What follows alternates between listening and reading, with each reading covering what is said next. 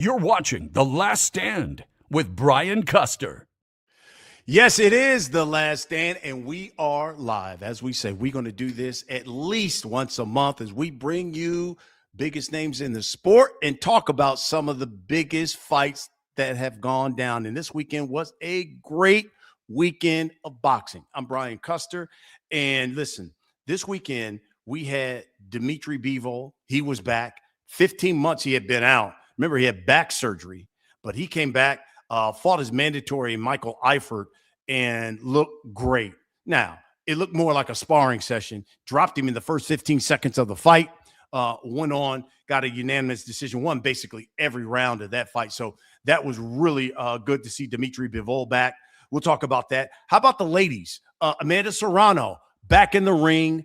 Got a 2-round stoppage over Cheyenne Hanson. Remember, in there, I want to say it had to be the final weigh-in when they had the final face-off, and Hanson blew the bubbles in Amanda Serrano's face, and Amanda Serrano said, "Let me tell you something. Don't you disrespect me like that. You're gonna pay for that."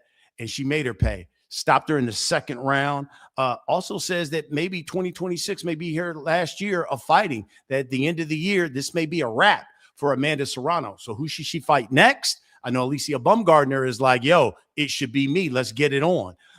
Stephanie Hahn. She was also the main event on that fight. She gets the majority decision over Holly Holm. Really good fight. Back and forth. I thought Holly Holm dominated the second half of that fight. Also took some rounds in the early part of it, too. I was surprised that Hahn got the win, the majority decision. Now, it was in El Paso. Great job for MVP. It was a sellout crowd. It just goes to show you that women's boxing is still thriving and hot. But I thought Holly Holm at 44 looked great and should have gotten the win and should have been the new world champion there. So we'll talk a little bit about that. And then, of course, the fight of the weekend, O'Shaquie Foster defended his WBC title against Savage Ford, Raymond Ford. I mean, they had a vicious back and forth in the build-up to this fight. You saw the pushing that happened at the weigh-in, and O'Shaquie Foster said he was going to show that there was going to be levels to this thing, and he did exactly that. I mean, I remember at one point they were talking about, if he gets reckless, I'll stop him. O'Shaquie Foster looked better as the fight went on, and you can see how slick he was. I thought one of the things that really cracked me up, he said, because you remember Raymond Ford is trained by Shakur Stevenson's cousin. Shakur, got some sparring in with Raymond Ford to try to get him ready for O'Shaquie Foster. And O'Shaquie called him the dollar store version of Shakur Stevenson. And then obviously after the victory, called out Shakur Stevenson. Shakur actually got into the ring. They had a back and forth. That would be one heck of a fight if they do it. If Shakur moves up, or I shouldn't say Shakur, if O'Shaquie moves up, because he's the champion at 130 pounds, moves up and challenges Shakur, that would be great. Or how about a unification fight with Emmanuel Navarrete? I think that would be fantastic for O'Shaquie Foster as well. But obviously he's got the long, heated rivalry with Shakur. He's now taken out one of Shakur's little homies, and Ford, O'Shaquie and Shakur sparred like, 4 or 5 years ago, whatever. So they've got some history there. Also, we got special guest. Ronnie Shields is going to join us in about 30 minutes. We're going to talk to Ronnie about what he's been up to. Listen, he's training Jamal Charlo. Jamal Charlo's coming back. He's training Errol Spence for the Tim Tszyu fight. So we'll talk to Ronnie Shields about that. One of the best trainers in the sport, and just a really knowledgeable guy in the sport of boxing. Hell, he trained some of the greatest, from Evander Holyfield and so on. And by the way, on The Last Stand, obviously we drop new episodes every Monday. We've got this live show today. Next Monday, you're going to see our interview with Xander Zayas. Yes, the unified champion at 154 pounds. He's got that big fight with Boots Ennis. June 27th at the end of the month at Barclays Center. Xander Zayas. That episode will drop next Monday. We'll play a little clip of that. so you can get a little preview of that. All right. So, and we also got to take your questions. I know a lot of you got some questions about stuff that's going on. We'll answer those questions as well. So go ahead, pop those questions to us. Get on the laptop, get on your phone. Make sure you subscribe to the channel. And, send us your questions. We'll answer those questions as well. Even if you have questions for Ronnie, send those in and we'll have Ronnie answer those questions. He'll join us in 30 minutes. But let me bring in my peeps. When you talk about the last stand, these guys are the backbone of the show. Alex Lainez, Colin Custer, come on up in here. Let's talk, man, because we got about 3 hours, man. We got a lot to get into. I just rolled off all of the fights. First of all, what's up, my brothers? Champ. What up? How y'all doing? What's up? How was the weekend? Weekend was great. Weekend was great. Busy and crazy with these things going on online, but I'm gonna deter from talking about any of that. And you guys,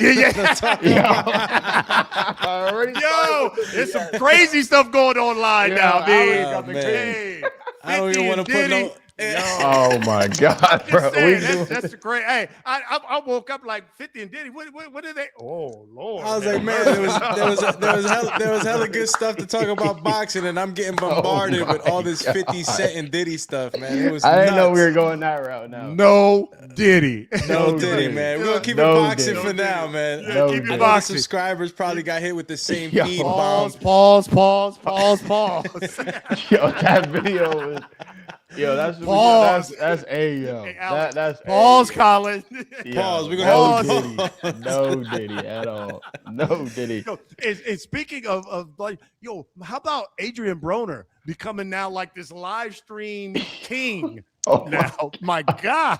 The crossovers is great and it's bad at the same time because everyone knows Broner as in the fighting community. Everyone knows Broner as a comedian. Yeah. But I feel like as the younger generation sees him, they're gonna think, "Oh, look at this guy. He's just a drunk," or they don't know the real AB. But like, damn. Yeah. But ain't it crazy, guys? How the crossover? That video of him drinking in the car. Let me see if I can pull that up. You seen him throwing up out the window? I know.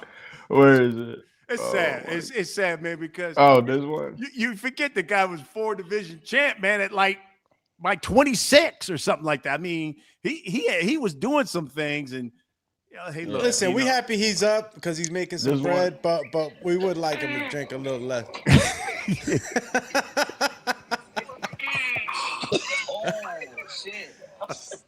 Throwing up on himself. It's unbelievable. Oh my God. Streaming is crazy, right? Because every fighter's crossed over to streaming. Shakur, Keyshawn Johnson. Keyshawn Davis. Yes. I went football. Ryan was doing it a long time ago. Yeah, Ryan was one of the first, actually. Yeah, you're right. He was doing it a long time ago. Ryan was he had gotten on that train a long time ago. It's one of the reasons why that crossover, that global crossover for him is so big because of huge, live streaming. Live streaming for him. Matter of fact, I think, hey, Alex, I think we need to live stream with you, bro. We need to live stream. I'm gonna start live streaming, champ. Shit, man. I'm gonna start getting crazy out here. get these numbers up, man. It's a must, man. Colin, we're gonna have you streaming, champ. I mean, you part of that younger wave too, man. Yeah, I know. Hey, that's one of them things where I'll be like this, Alex. Oh man. But what's the talk? What's on the lineup first, BC? So you give me your biggest takeaway. Give me your biggest takeaway from this weekend. Start with you, Alex. From what we saw. Biggest takeaway, I'm gonna have to say the Ford Savage and Oshaki Foster, man. That was the fight that I was really looking forward to, and nothing against the other fights that we were going to be talking about, but that was the major fight this weekend. It was a hell of a lead up to that. The pushing, the shoving, the talking, the one-man army Oshaki taking on the whole, they was taking on my Jersey boys, you know what I'm saying? Yeah. And listen, I got to give credit when credit is due, and Oshaki was just a better guy that night. And I was impressed with Oshaki, man. He kept talking about his conditioning and how he was injury free, and that he was feeling amazing, and it's never happened like that for him in a long time in a camp where he doesn't have injuries. And his last face off, man, I don't know if you guys caught that, bro. It's like it's like Oshaki was going Super Saiyan, bro. He went up to Savage's face, and he was sweating. Yeah, and he was sweating like he was so turned up, and he was in such good shape, man, that he was sweating. Meanwhile, my man Ford was looking a little dry. I think that weight cut might have been a little tough for him. I mean, I can't speak for him, but the mood was different between him and Oshak, and it showed in the 11th and 12th. Yeah. Oh my God, man! Showed, when you want to talk about stepping on the gas pedal, he bloodied Ford up in that 11th round. You talk about closing the show.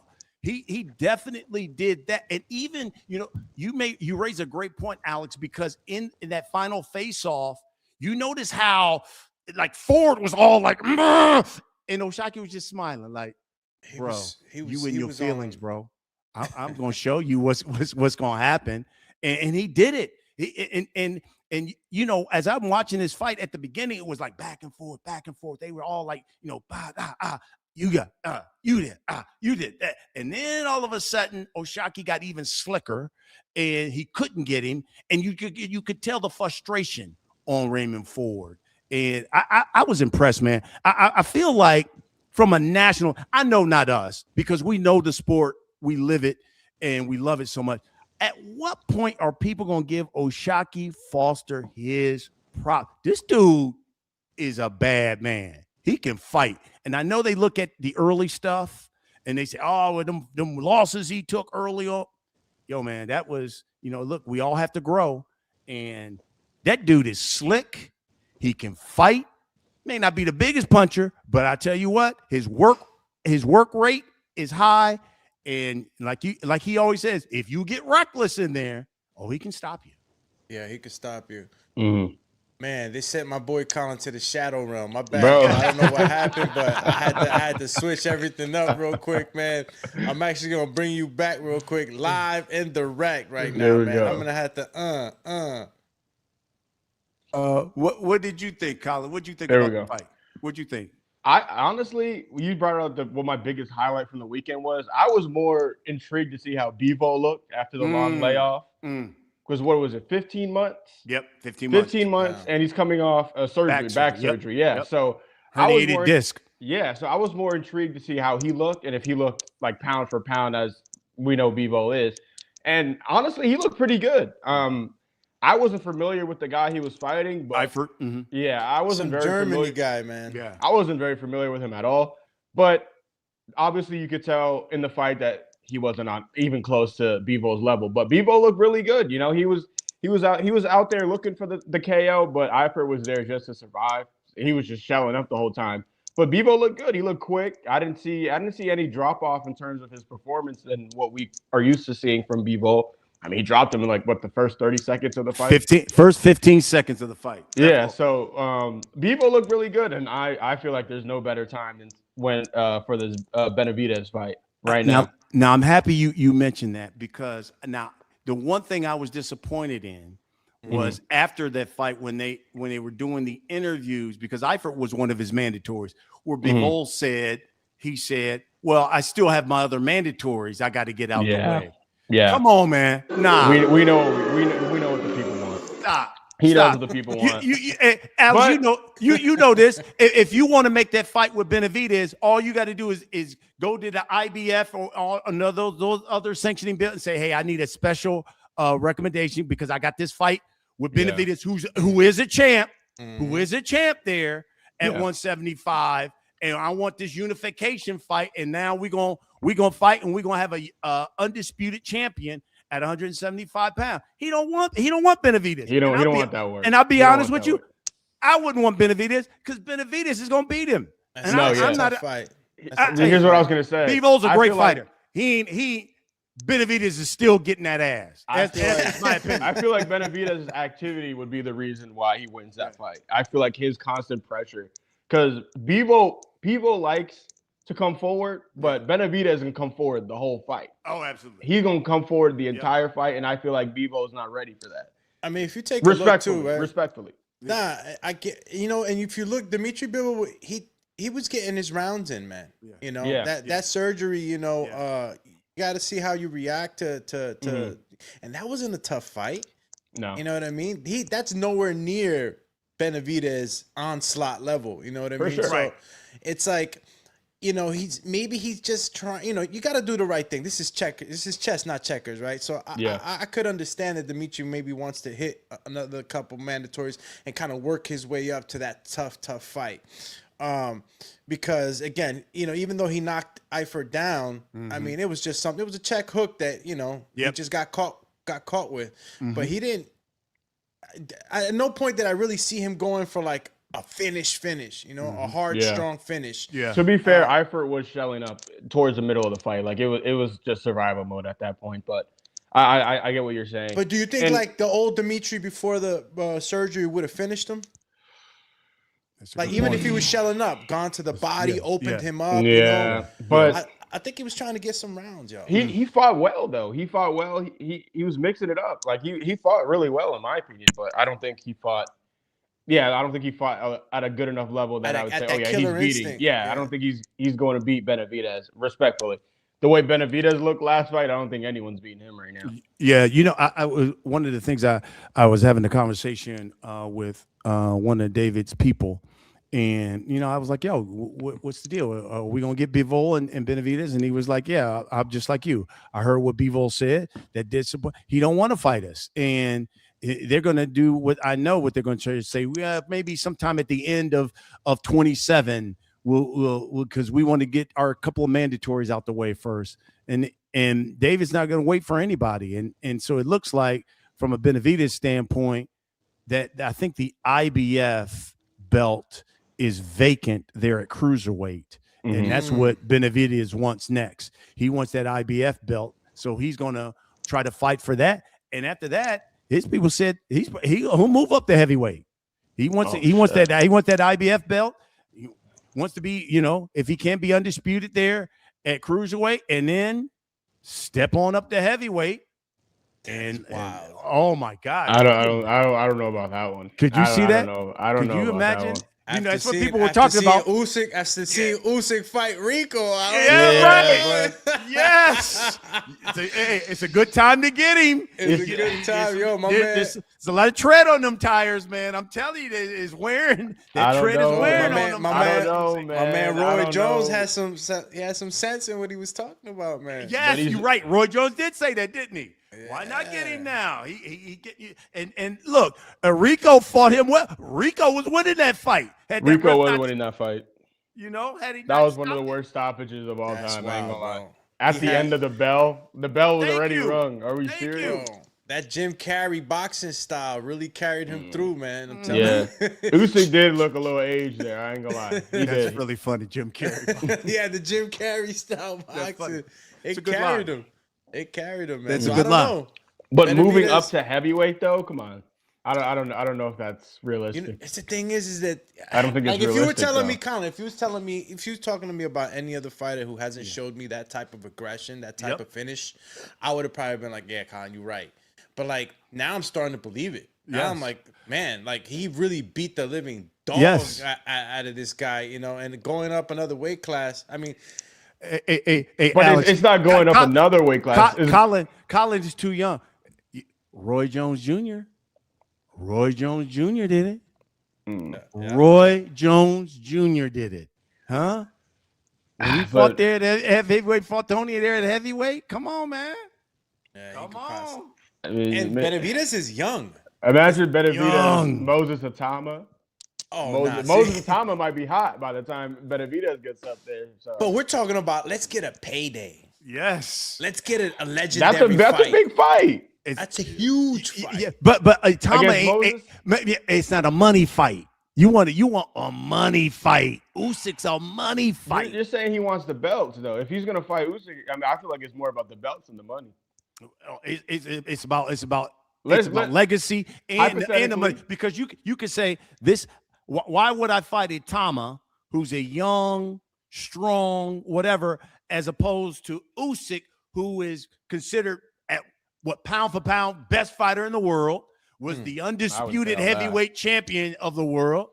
Give me that guy. And you know this, whether it's Saudi or whoever, they're going to throw you about 55, 60 million. Yeah. Go He do already, it. he already fought there. He already fought there once. So the relationship's there. Hey, Alex, you was with me when we did the interview with Benavidez. He said, "Why'd he do it?" He said, "Hey, Salty was throwing that bag at me." I was like, "You know what? I'm gonna go do it." Yep. For 30, 40 million, okay. Why not? So you know he gonna guess. get I at don't least know, 20, man. 25 more to fight Usyk.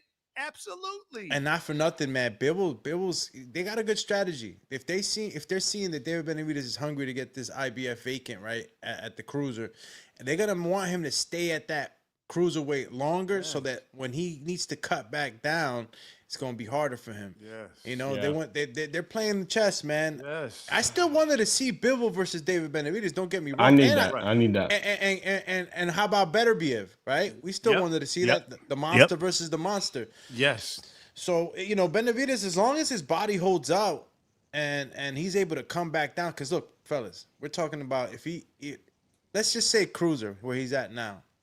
He's got to come down 25 pounds. 25 pounds is 25 pounds. And then you're walking around like at probably 215, 220. Like, God knows what Benavidez is walking around at. He weighed in like at 198, right? Or maybe a little close to 200 when he fought what's my man's name? Zurdo. And if you wait longer and you're at that weight a lot longer, it gets tougher dropping that back down. So it's gonna be all on discipline really to carry him throughout these weight divisions. Because bro, it's tough on the body. It really Back is. to Bivol. If Bivol were to say, you know what, I don't want the Benavidez fight and I want to fight Beterbiev for the trilogy, what's your opinion on that? Would you accept that as, you know what, yeah? Or would you say, he's ducking Benavidez? Yeah, I mean, I know for a fact he don't want that Benavidez smoke right now. As Alex pointed out, especially coming off of the back surgery. Like, I got some rounds in, but I don't know. I ain't ready for this. I don't know if I'm ready for the top fellas, of the top. It looks like the man himself, the champ, legendary trainer. Come on. Come Mr. on. Ronnie Shields is coming on the show. Let's go. Let's flip the switch. Let's flip the switch now. Man. Yo, I'm telling you, the Last Stand be bringing them, bro. They be coming out. Yo! Ronnie Shields. Look at Ronnie. He can you hear us, Ronnie Shields? Talk for us, bro. Look at Ronnie Shields. Yeah, he's on right now. We might have to just do some mic checks. Yeah. No, you can't hear him. Go out, and then come back in. Yeah. Go out and come back in. Come back. Go out and come back. There we go. we doing sign language up on this jank.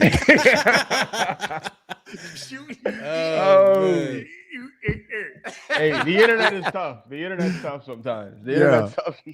Hey, you know what? One thing I've noticed, I'm gonna ask Ronnie Shields about this. Yo, Houston is popping now. You notice how like so many cats now are like living and training in Houston now? In Houston, bro. In Houston.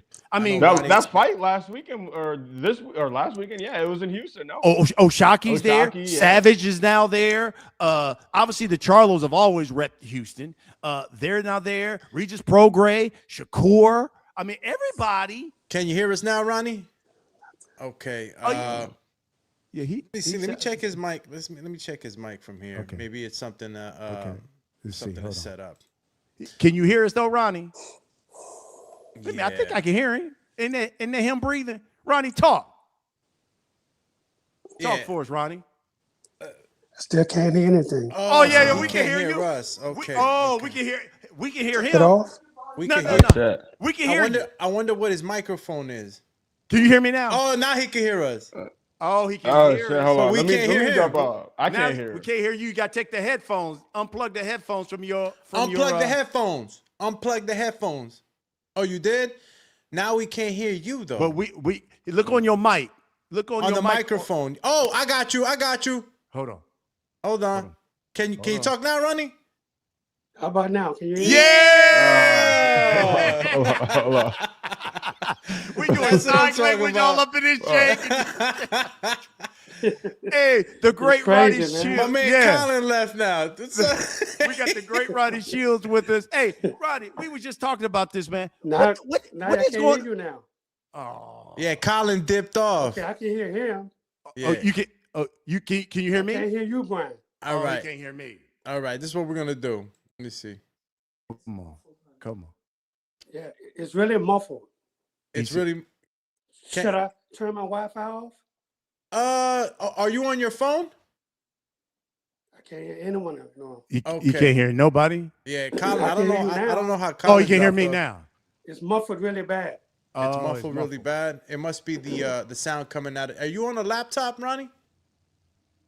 Are you on a laptop by any chance? You on a laptop? Or on a Yeah, phone? I'm on my laptop. Okay, You're you're on on his your laptop. laptop. Okay. Okay. I'm on Colin, my can you- iPad. I'm on my iPad. Yeah, I can hear Oh, you. okay. You Oh, he's sound on good. Okay. He's on- Let me get the laptop. Yeah. Or if not, you could put a plug in a headset, maybe, or a That's Bluetooth right. That's headset. okay. You sound good though, Ronnie. You sound Shields. good. Yeah, man. You can hear me good? Yeah. Yeah. We can hear you You good. sound great. You sound. Hey, let me ask you one quick question. What is going on in Houston? It seems like Houston is on fire right now. I mean, you and the Charlos have always repped Houston, but now we're just like Shakur Trains lives there, Oshaki's there, Savage is there, Progray's there. It's like everybody coming to Houston now. What's the deal? What's going on in Houston in Hey, boxing? man, they're trying to get some of this water, man.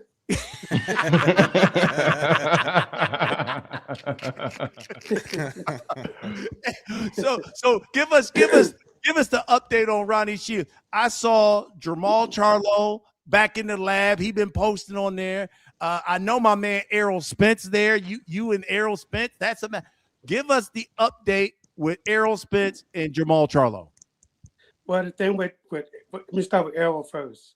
You know, Errol's been coming for the last like 3 weeks now.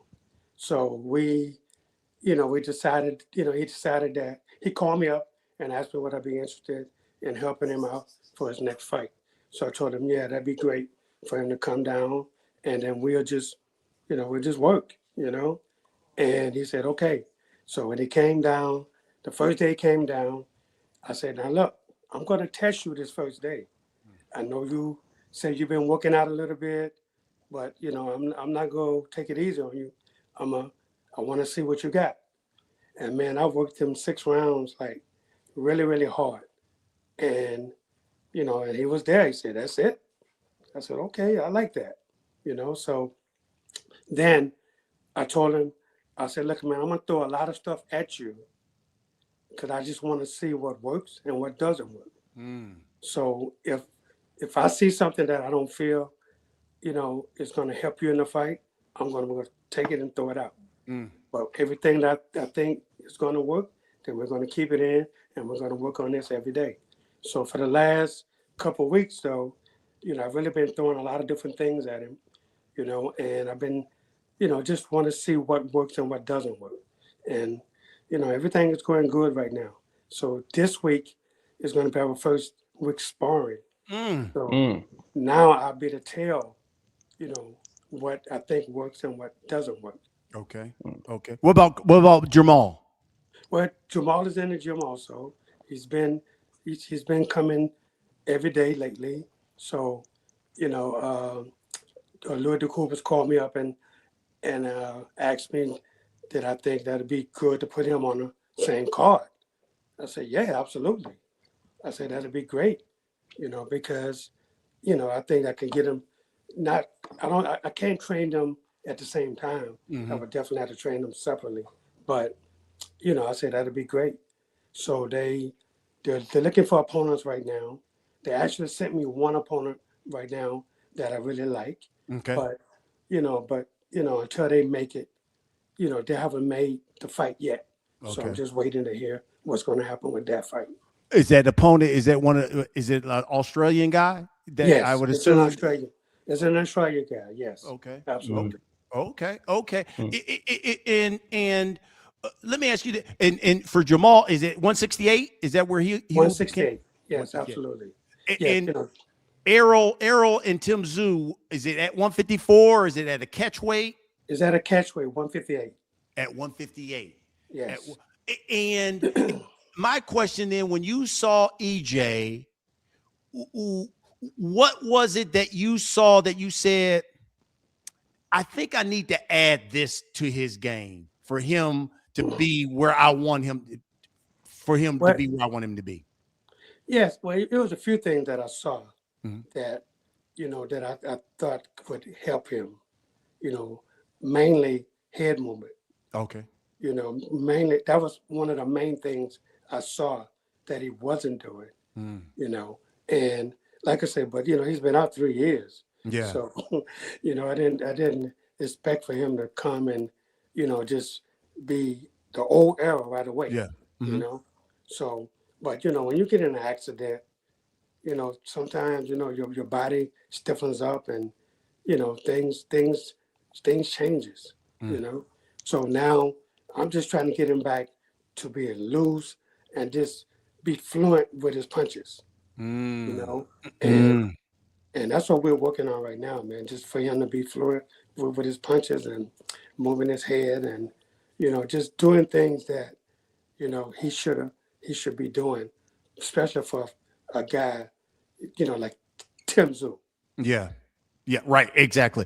When you let's say when you watched the Terrence Crawford fight, did you see like what did you see when you watched the Terrence Crawford fight? Was that a guy who said, did you say, man, I think he's been at 147 too long? Or do you think it was, I want to make sure that I ask this in all respect out of Terrence Crawford, because that dude, we already saw what he did to Canelo. That dude's on another level.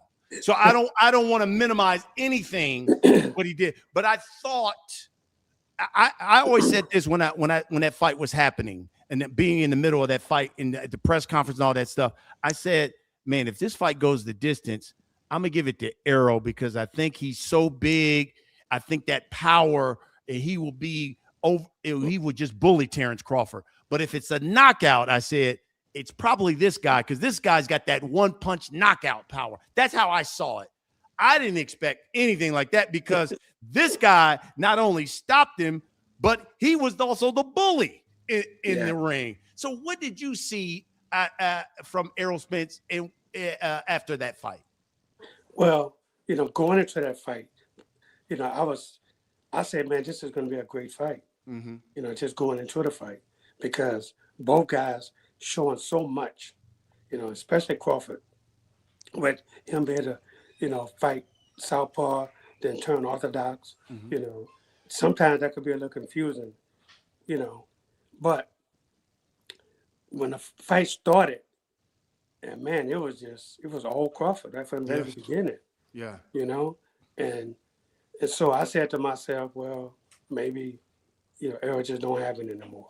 You know, maybe this is just the end of it. Yeah. You know, it could be the end of his career because, you know, a career is not promised to you for so many years, you know, especially if you don't take care of yourself, you don't take care of your body, you know, and we all know at that time, you know, when Errol had the accident and with, you know, with the partying and all that stuff that, you know, sometimes in one fight, it all comes into play. And I really thought that's what happened to him. Yeah. And so now after that fight, when they just decided, okay, I'm giving it up, you know, and he cleaned himself up. You know, he got himself back together. And for the last 3 years, he told me himself, he said, man, for the last 3 years, I said I didn't want to go out that way, you know. So now that he's like 3 years sober, he's, you know, taking care of his body, and now he wants to push it as far as he can push it. So, you know, so he wants to try it again, you know. Now, everybody can't come back after 3 years. So, but it depends on how you do it, you know. And I think he's doing it in a good way for the last couple of years. He's been going to the gym, you know, not thinking about fighting, but just going to the gym, just getting himself, you know, just hit the bags. And, you know, then all of a sudden one day he decided, I want to come back. I want to see what I got. I want to see if I could still do this. But he told me himself, he said, listen, it's not a full comeback. I want to fight maybe 2 to 3 fights, and then I'm done. That's it. But he just don't want to go out the way he went out with Terrence Crawford. So I respect that. And I told him I understood. And I told him I'll be there for him as long as he needed me. So, you know, so this is where we are right now. That's fantastic. We got the great Ronnie Shields with us here on Last Stand Live. I'm happy you said that. Sebastian Fundora, I was talking to a member of his camp, and Ronnie, they said they are going to be watching that fight very closely. In fact, they said Fundora, their plans for Fundora is maybe get him fight his mandatory, like September, what Right. it is. And they said, if Errol wins, that is a fight they would love. And they said, even if we got to do it in Texas, we would like that fight because we were supposed to have it, a couple of years ago.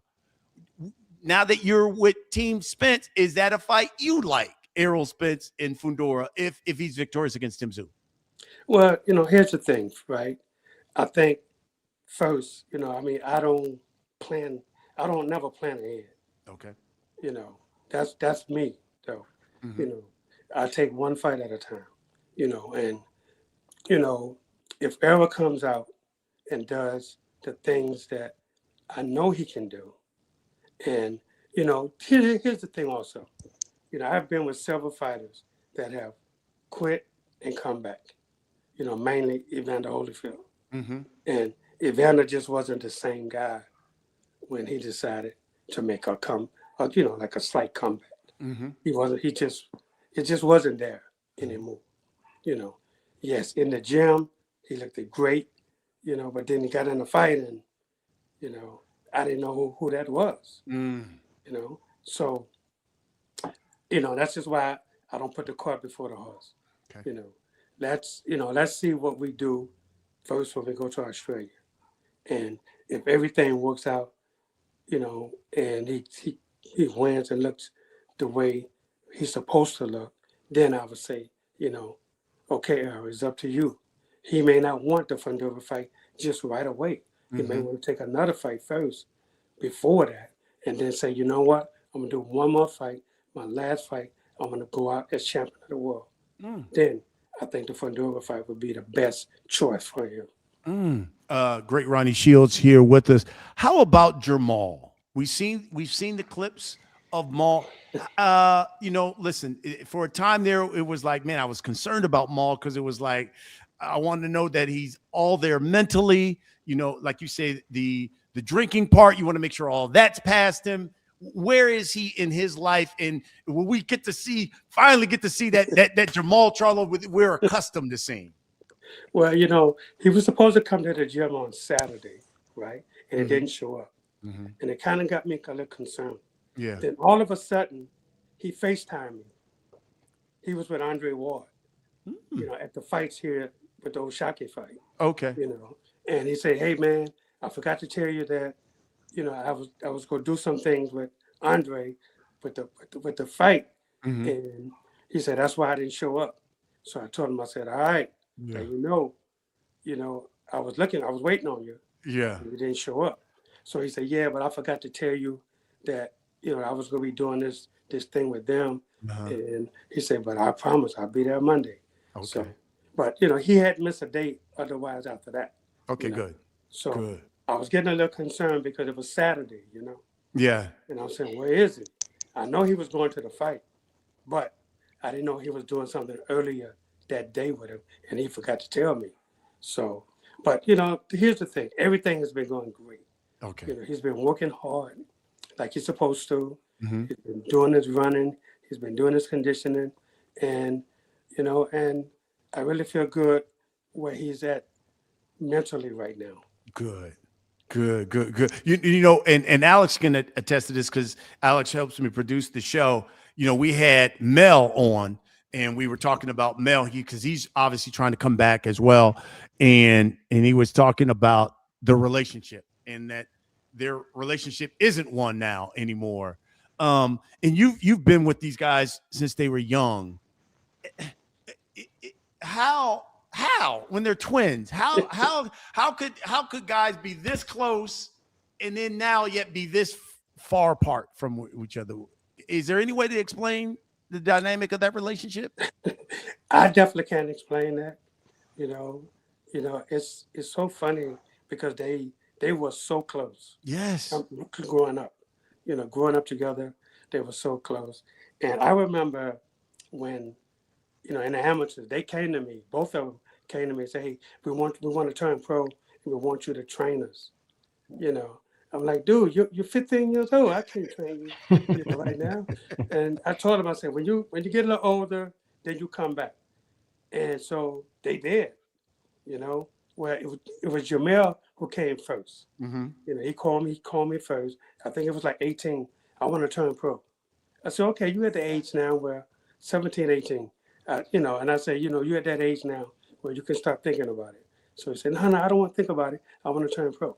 So we actually turned Jamel pro first. And, and I got with Shelly Finkel, and Shelly Finkel was helping me with Mel. Mm-hmm. Maul wanted to try to go to the Olympics. So he did fight in Olympic trials, and he lost. So then he came to me, and by the time he came to me, I had already got Mel with Al Heyman PBC. Mm-hmm. So once I got him with PBC, then Jamal thought I could just come in and they could just get me, and it wasn't. It was hard for me to get Maul with PBC. Wow.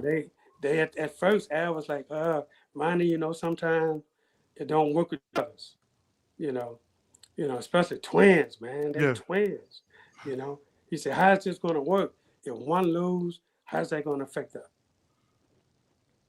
That's really It's going to be all right. I say, everything is going to be good. Please, I say, just give him that opportunity. And man, it took he gave Maul 6 fights on the undercard of a lot of fights that was here in Houston. And finally he said, "Okay, we're going to give him a shot. And we're going to let him fight for some NABL title or something, whatever." And Maul knocked the guy out. And he said, "Okay, I think it's going to work with these 2 guys." So, so that's the way that happened. wow. How about that? Hey, did he go dark on us? Yeah, the camera went out. Your I camera see went y'all out really well. Oh, did he? Yeah, it's the camera. Is it? I think it's on his end, his camera, to see you. Yeah, we can't see you, Ronnie Shields. You can't see me. No, we can't see you. We can Hold on, see. let me see something. It's the data. He's about on his now? iPad. He's on his iPad, so I think the Oh, data it's the might be. data. It's the data. It's the data. But I can hear him well. But we Yeah, can hear you super good. Yeah, we can hear you well. It's just we can't see you right now, Ronnie Shields. That's Oh, all. wow. You got a question for him, Alex? Yeah, absolutely, man. First of all, thank you for coming on the show, Ronnie, man. You're legendary in I every can't hear aspect of- Alex. Oh, you can't hear Alex? Can't I hear can't me? hear him. All right. What about you? Can hear me though, right? Right, I can Ronnie? hear you fine, yes. Okay, he can hear me. Okay. Oh, man. Okay. Colin, you ask. Talk to Ronnie real quick. Ronnie, you can hear me?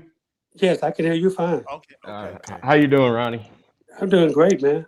Yes, sir. You touched on it a little bit, but I want to ask, in your opinion, what does a successful 3-year comeback for Arrow look like? Because it's been a while, fans are eager, but I feel like there's some unrealistic expectations on what a 3-year comeback really means. What does a successful 3-year comeback look like for Arrows fans? Well, I think the number one thing is the basics. We have to get back to the basics. Just, the jab, just the simple things to get his body getting back used to what it used to be. But once you get past the basics, then we can start adding things that, he used to do, but add new things that he hasn't even touched on yet. And as great of a fighter as Errol is or was, it's still some things that, I'll make him do that he should have been doing that he never was doing. So, so we definitely have to touch up on a lot of things. But the most important thing is just the basic boxing stuff to get his body back to doing things that he used to do. Mm-hmm. It's really interesting. That's really interesting. I like that. Hey, I think when you go into Mall now, I think a lot of folks want to see Jamal and Caleb Plant. Do you think we will see that fight anytime soon? Caleb Plant don't want to fight, man. Here's the thing, right? So when they first was talking about that fight, with Maul and Caleb Plant. They said, okay. They called me and asked me did I think that would be the right fight for Maul. I said, yes, absolutely. I said, they got history together, so let's do it. So they said, okay. So they called Caleb Plant, called me back. He said he didn't have a trainer. He said he left Breadman and he was looking for another trainer. Okay, no problem. I said, well, get back to me and let me know. So weeks go by. I called the Coopers myself. Okay. Hey, what's up with the Caleb Plant fight? He still say he don't have a trainer. So it's been like this for the last 6 months. Wow. He don't have a trainer. So I don't know if he have a trainer or not. So I said, hey, so when they called me about possibly doing the fight in Australia, I said, who could it be Caleb Plant? No, it can't be Caleb Plant. We thought it might be better for having an opponent from there. I said, that's fine with me, no problem. So right now, Caleb Plant is off the radar. Damn. Interesting. Damn. Yeah, I thought maybe that would be something that we would see here anytime recently soon. What about Canelo? There was some talk at one point, and listen, we knew Maul was supposed to have the Canelo fight first, and then obviously he had his issues, and then Mel had to step in and take it. Do you think that we will ever see Jamal and Canelo?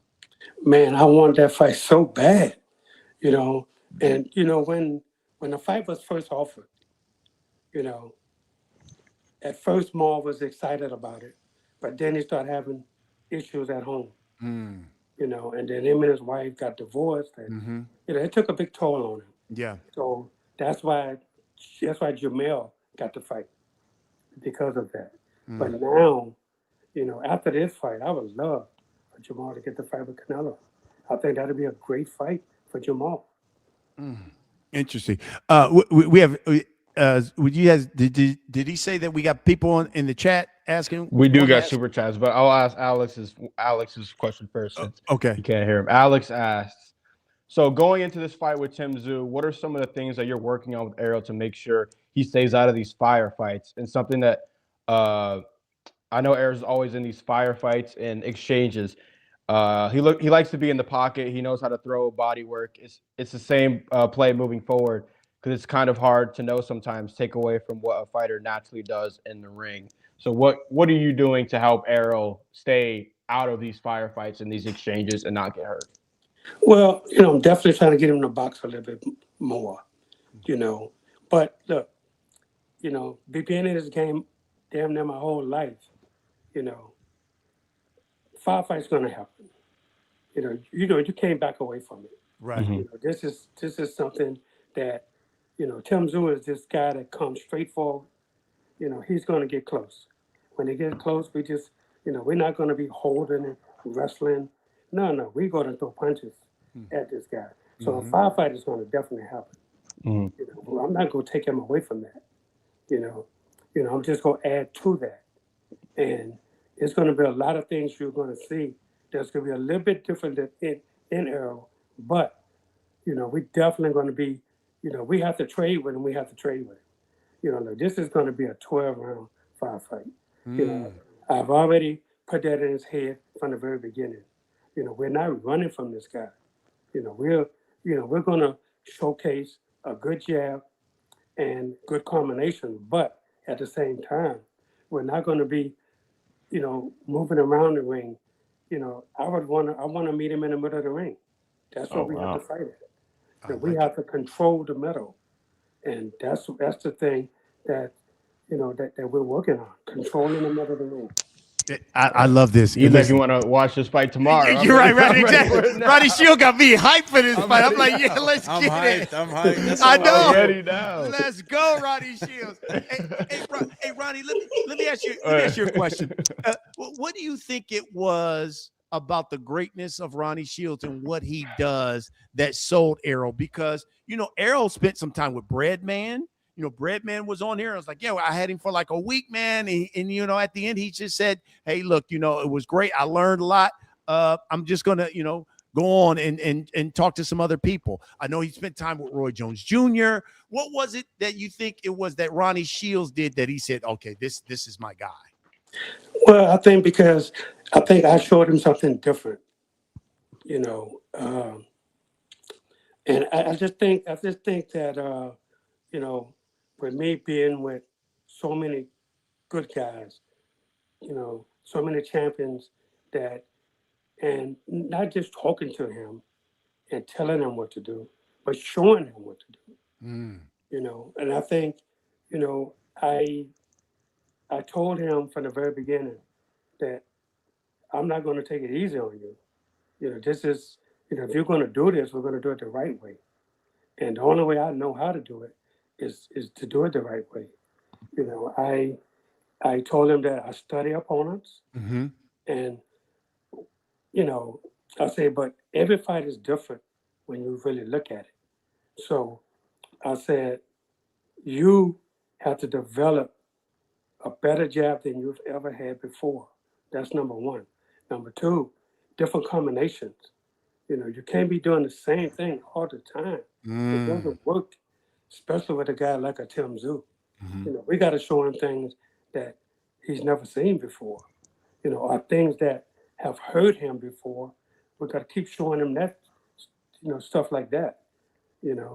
I said, when you go back and look when he fought Fundora, the first fight was, because of the cut, the cut in the head. But I say, but look at the second fight, and I say, Errol, you nothing like Fundora, especially with that height. Right. Look at the stuff he did to him when he, when Tim got close to him. I said, look, you, on the other hand, have never done that. This is something that we have to work on. You're an elite fighter.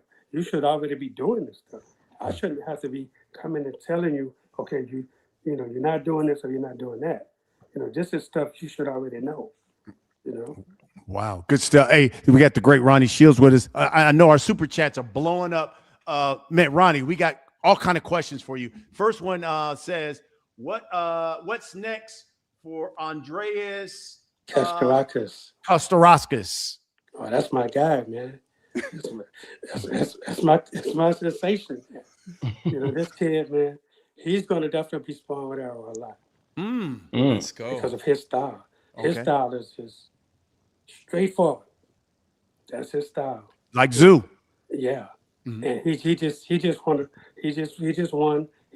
with Zuffa. He just had his first fight with Zuffa. Andreas did. And he looked really impressive in that fight. And maybe next he's going to probably fight Shane Mosley Jr. for the Zuffa title, maybe. Who just got that big win? Shane Mosley Jr. Yes, well, they fought on the same night. So they fought on the same night. So my guy opened up the main portion of the card, with a great win. But this kid, man, he is so good. It is so great to work with. I just love everything about him. And he's definitely going to be one of the guys that I go to for, because he's a pressure guy. Okay. And, and he moves his hands. He's not afraid to do anything. Okay. Man, Trice Toledo, appreciate you. Trice Toledo pouring into questions, Coach. He's got another one for you. He said, is Brian Norman Jr. versus Keyshawn Davis an option? Well, everybody's an option. As long as they don't train with me, they're an option. So look. How do you see that fight playing out for Brian Norman? This kid is something else, man. Norman? Brian Norman Jr. Absolutely. He's something else. He's a great fighter. And man, and just with the one fight that we've had together, his confidence is through the roof right now. And we're going back. We definitely want to go back and get David Haney. That's an option that we have to, I told him from the very beginning, I want to get that fight back. He just wasn't himself that night. So I say, you got to get that fight back. So, so Top Rank, is, is doing everything they can. But look, if Keyshawn is in the way of getting that, definitely got to get Keyshawn too. Wow, I like it. And you know what? Listen, we forget Brian Norman Jr., another one that's on in the stable of Ronnie Shields. All right, we got another one. This one's from Attorney Bailey. He says, in the early 2000s, Coach, you allowed me access to your gym while training Holyfield. That was a wonderful experience. Thank you. I never forget it. Yeah, man. I mean, we've always let people come in. We've never hid people away. You know, sometimes when we have with the Holyfield, we used to have so many people though that sometimes we had to close the door because it was just too many. Wow. But if you was one of the ones that got access, then that was great. I'm glad you got that experience. That's fantastic. Appreciate you, Attorney Bailey, for reaching out. And what about Brian Norman Jr.? What do you have there been any talks about fighting again? Because Yes. and what opponents? Well, we haven't got an opponent yet. Okay. As of yet, they haven't sent me anything yet. Okay. So, but definitely they're talking within the next few months. So, but he knows I have to go to Australia with Arrow. Right. So definitely it's going to have to be after that, and enough time for me to work with him after that. So I'm thinking about maybe August sometime. Okay. Yeah, definitely get another fight soon. But, we had him on the Last Stand, and man, the effusive praise he gave Errol Spence. He was like, man, this guy's been like an idol to me. We run together. We're in the gym, training together. He said, but more importantly, he said it was the stuff that Errol, the knowledge he was pouring into him, right. He said, is what I take away the most. He said, because he's learned so much from his career that is like, oh, okay. All right, I got you, OG. I'm going to make sure I do that, and I don't do those things that you say I shouldn't be doing that you did. Right. And that's the thing. I encourage all my guys to talk to each other, because, they talk to the ones that's been there and done that, And matter of fact, Evander was at the gym about a month ago, and Ryan got to talk to Evander also, and it was so good, and I'm telling him, hey man, ask questions. Yeah. You don't know until you ask. Just ask him anything. He's here, right here. Just talk to him, and he did, man. And it was great for not just for Brian, but all the guys in the gym. When Evander comes, I'll make him sit down and talk to him, and ask him all kind of questions. Evander's there to say, hey man, just if I can help you, I will. Just tell me what you want to know. Hey, didn't David Morrell was with you at one point, wasn't he, for a couple fights? Yes. What happened? What happened? Did you see his fight? Oh my God! I did. What happened? He had the secret sauce of Ronnie Shields, and then what happened? He went off the range, and what happened? Brian, it's some things, some things happen for a reason. These guys, sometimes they come in and they think they can come in and run my gym. And you're not going to come in and run my gym. Right. I'm the only one that pay the bills there. So, so nobody is going to come and run my gym. The thing with David was, David, he's lazy. And I used to think about it sometimes when I give you a training time, I expect you to be there 15 minutes before your training time to get yourself together and do whatever you have to do. This guy would come in 30, 45, an hour late.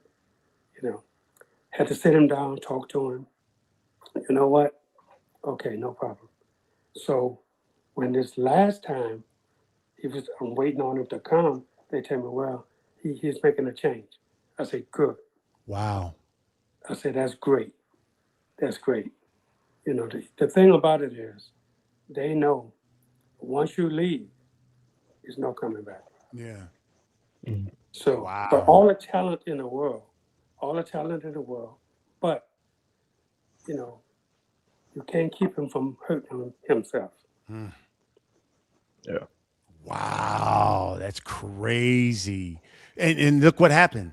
Look what Oh, happened. absolutely. He gets stopped by a and respectfully a journeyman. Yeah. Uh, Oh, you know absolutely. that Absolutely. wow, that is something. Alex has got another question. He's got a Yeah. question for Ronnie I'm gonna Shields. try to play the audio message. I don't know, Ronnie, if you could hear this. Let's see. Hold on. Ronnie, it's Alex again. Just wanted to ask you about Jamal Charlo. I wanted to ask, given the discipline that you've seen thus far in the gym and seeing the 168-pound landscape, even the 175-pound landscape, what do you see in the future of a very well-disciplined Jamal Charlo?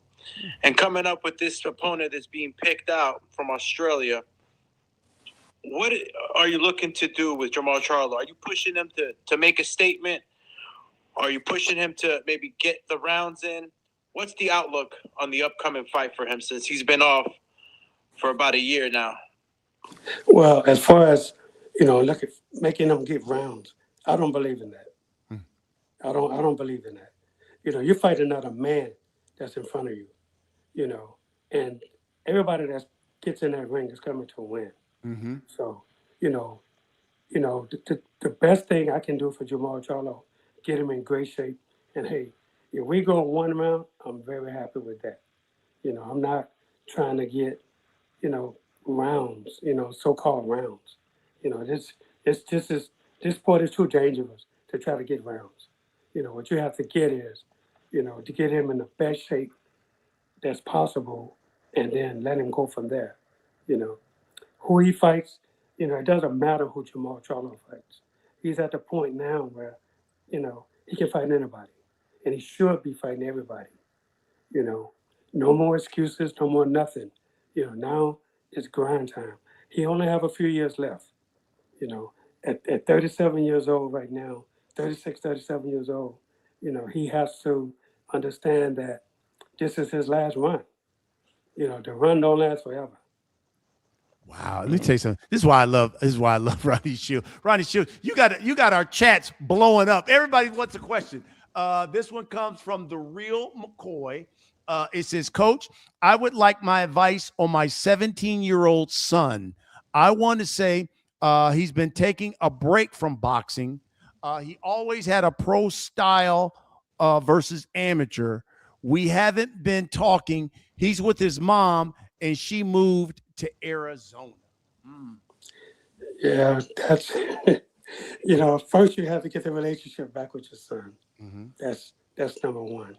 If your son want to be a fighter, of course, you got to be in that gym every day, man. This is boxing is a job. It's something you have to do every day. You can't do it and half do it. If you're going to do it, you got to do it full time. It just is, it makes so much sense that he's a 17-year-old kid. He's in this is the best learning time of his life, so he can learn everything at this age, and yes, pro style, okay, that's fine. 17, depending on how many amateur fights he's had, if you feel he's ready to go pro, then that's what you have to do. But you have to understand, being a pro takes a lot of discipline. And if he's not disciplined enough for you that you think he can't turn pro right now, then keep him amateur. If he's disciplined enough that you think he is, then get with, make sure he has a good trainer, but make sure he gives one of the top promoters out there, because you want him fighting regular at that age. That's the only way he's going to learn. It's a great Ronnie Shields through dropping those gems. Hey, it was in Houston. What'd you think about the Oshaki Foster Ray 4 fight? I thought it was a great fight. Oshaki really showed himself. Yes. He showed who he really is. Mm-hmm. And Ray Ford, I was a little disappointed in the things that I saw him do. I thought, you fight for the championship of the world. you got to go get it, man. You know, and he started out the first couple rounds was not so good, but then he picked it up like 3, 4, and 5. He really picked up the fight. But then all of a sudden, O'Shaquie was like, "Hey, you're coming after my title, man." Yes. O'Shaquie just turned up the pace on him, you know, and left him behind. But that's what good fighters do, you know. And I agree with you wholeheartedly. I said this, we were talking before you came on. I said, at what point are people going to start respecting O'Shaquie Foster? Man, that guy can fight. I'm telling you. I mean, listen, he may not have the names of the Shakur, the Tanks, the Ryan, but yo, this dude can fight. He's slick. He knows and to be at 130, he got long arms. Oh my God! And he knows his range really well.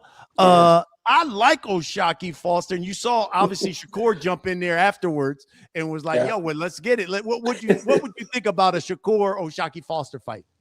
Well, you know, it's another great fight because of his length and his, you know, the way O'Shaquie fights, you know. But Shakur is a different level.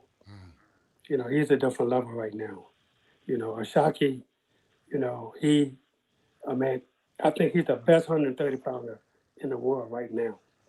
But when you talk about moving up in weight and going to that next elite level of a Shakur Stevenson, that's something that's way different. That's things he haven't seen before. But the guys O'Shaquie is fighting, he's beating good guys. Don't get me wrong. But that's at 130 pounds. When you go up to the next level, it gets harder and harder and harder.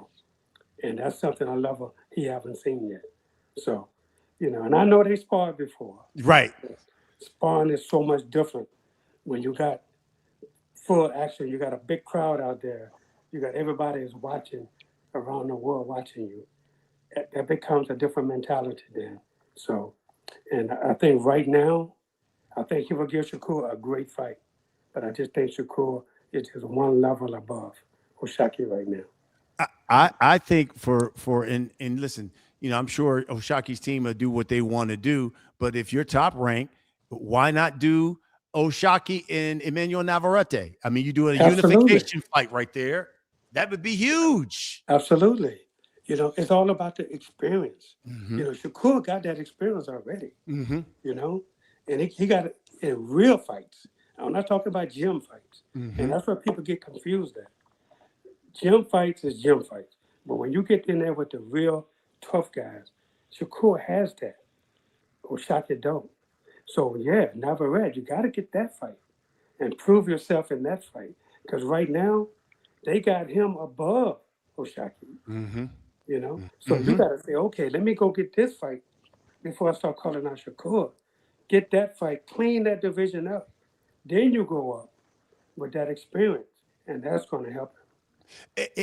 And I know we joked about this at the beginning. Is it because of your gym? What is it about Houston that now it's like so many cats are like coming and staying in Houston and training in Houston and living there in Houston? What is it? Yeah, man. You know, everybody loves Houston, man. You know, look, we do. We have some great trainers here. We do. You know, Shockey got Bobby Ben. Bobby and I have been friends for a very long time. You know, and he got good guys around him also that helps him. So, and it's the same like in my gym. You know, we have good trainers in my gym. We all work together, and that's what it's all about. But the thing about it here, you know, we don't have to really, in the wintertime, we don't have to really cold weather. You know, we don't hardly see snow here or anything like that.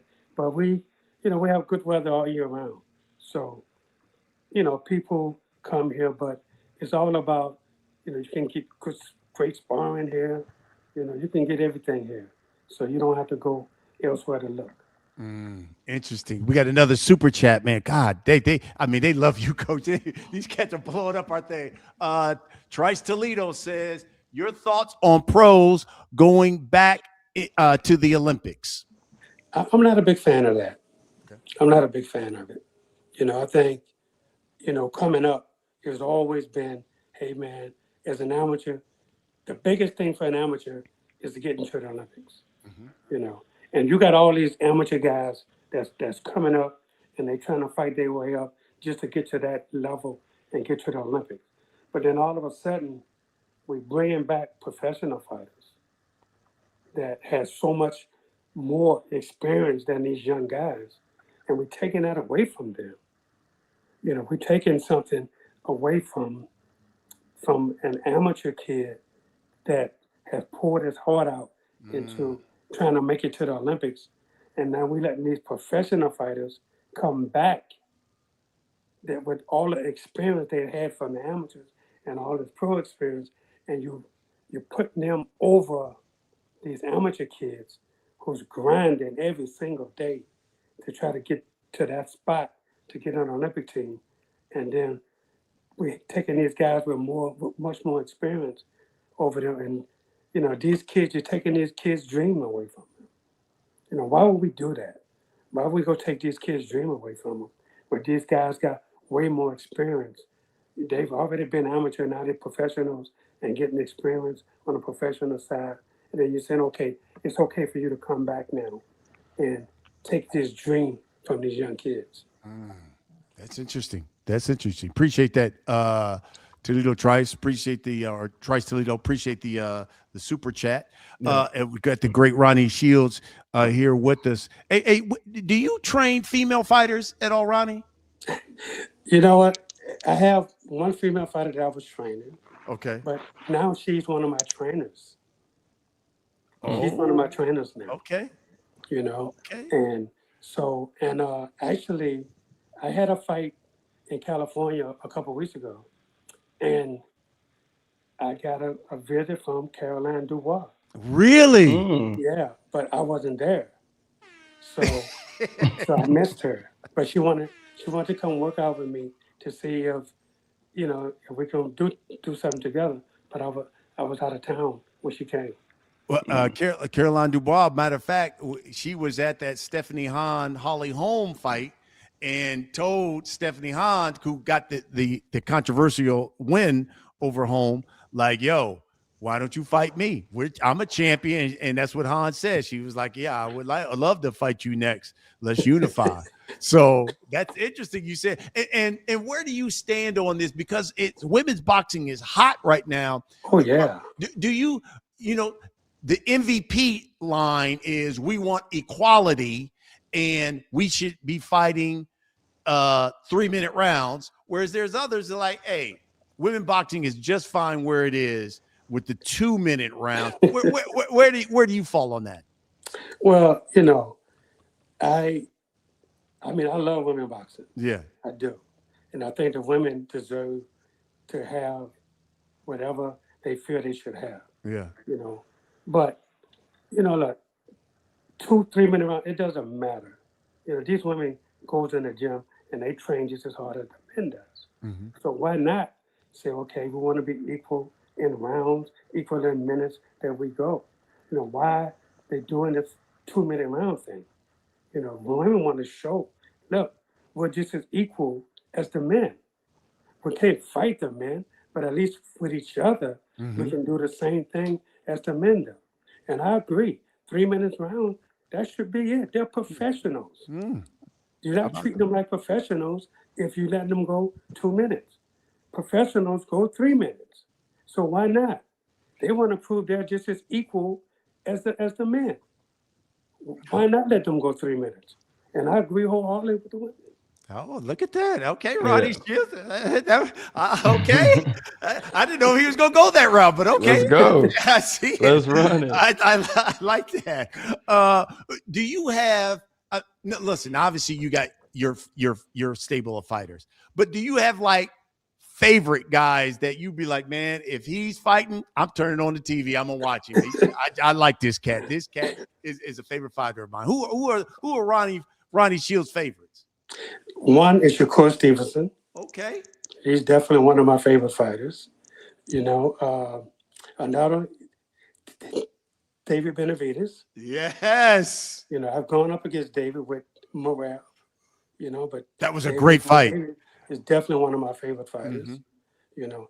And I'm going to pick guys that not with my stable because I don't want to sound biased. Yes. But Um, man, it's so many. It's so many good young up and coming fighters out there that Mhm. that people haven't really seen yet. You know, Interesting. and Yeah. but man, boxing right now is so hot right now, Hmm. and we just have to keep it going. And but we have to give these young guys opportunities. And I gotta say this, Eddie Hearn, right, is Mhm. really signing a lot of young up and coming fighters from the States. Really? Yeah, he is. That's true. He's Okay. signing a lot of young guys that, and he's he's doing what these guys here are supposed to be doing. Eddie Hearn is doing it now, and he's taking U.S. guys and bringing them there to London, Mhm. and he's showcasing them there. You know, these promoters here got to get on the ball, man, because we're losing a lot of guys to the Europeans. We are, Yeah. whether they know it or not. We are. We losing. The Mhm. great example is that is Boots Ennis. He went and signed Yeah, Boots Ennis and bring him to the yeah, match room. Now Boots has got this big fight with Xander Zayas. How do you see yeah, that fight playing out? Which man. goes down June 27th. This is going to be a barn burner fight. You know, and for me, I think Boots is the favorite, but you have to remember Zayas is champion. Mm-hmm. He's not going in there to give up his titles. This guy's going to fight. This is going to be a classic fight. This is going to be classic, but I'm favoring Boots in this fight. Mm.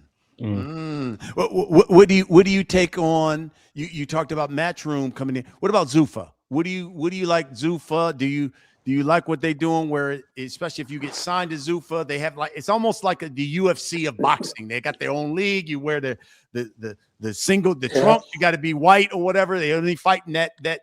And now I guess the place in Vegas. What do you think about? And then the Zuffa belt. What do you think about Zuffa? Well, I got pros and cons about Zuffa, Okay. right? Let me tell you the cons first, Okay. right? What I don't like is, you know, they changed some of the divisions. They took away like the junior, like junior welterweight, they took Mm-hmm. that away. Junior middleweight, they took that away. I mean, I don't think they understand what fighters go through with weight. This is why they put in, all the junior weights because fighters was so small having to go up because they couldn't make the smaller weight. So if you Mm-hmm. got a guy that's fighting 140 pounds, right? But then you take that away, you force him to go up because he can't go back down. He can't down to one. He can't go down to 135. He's too small. I mean, too big for that weight.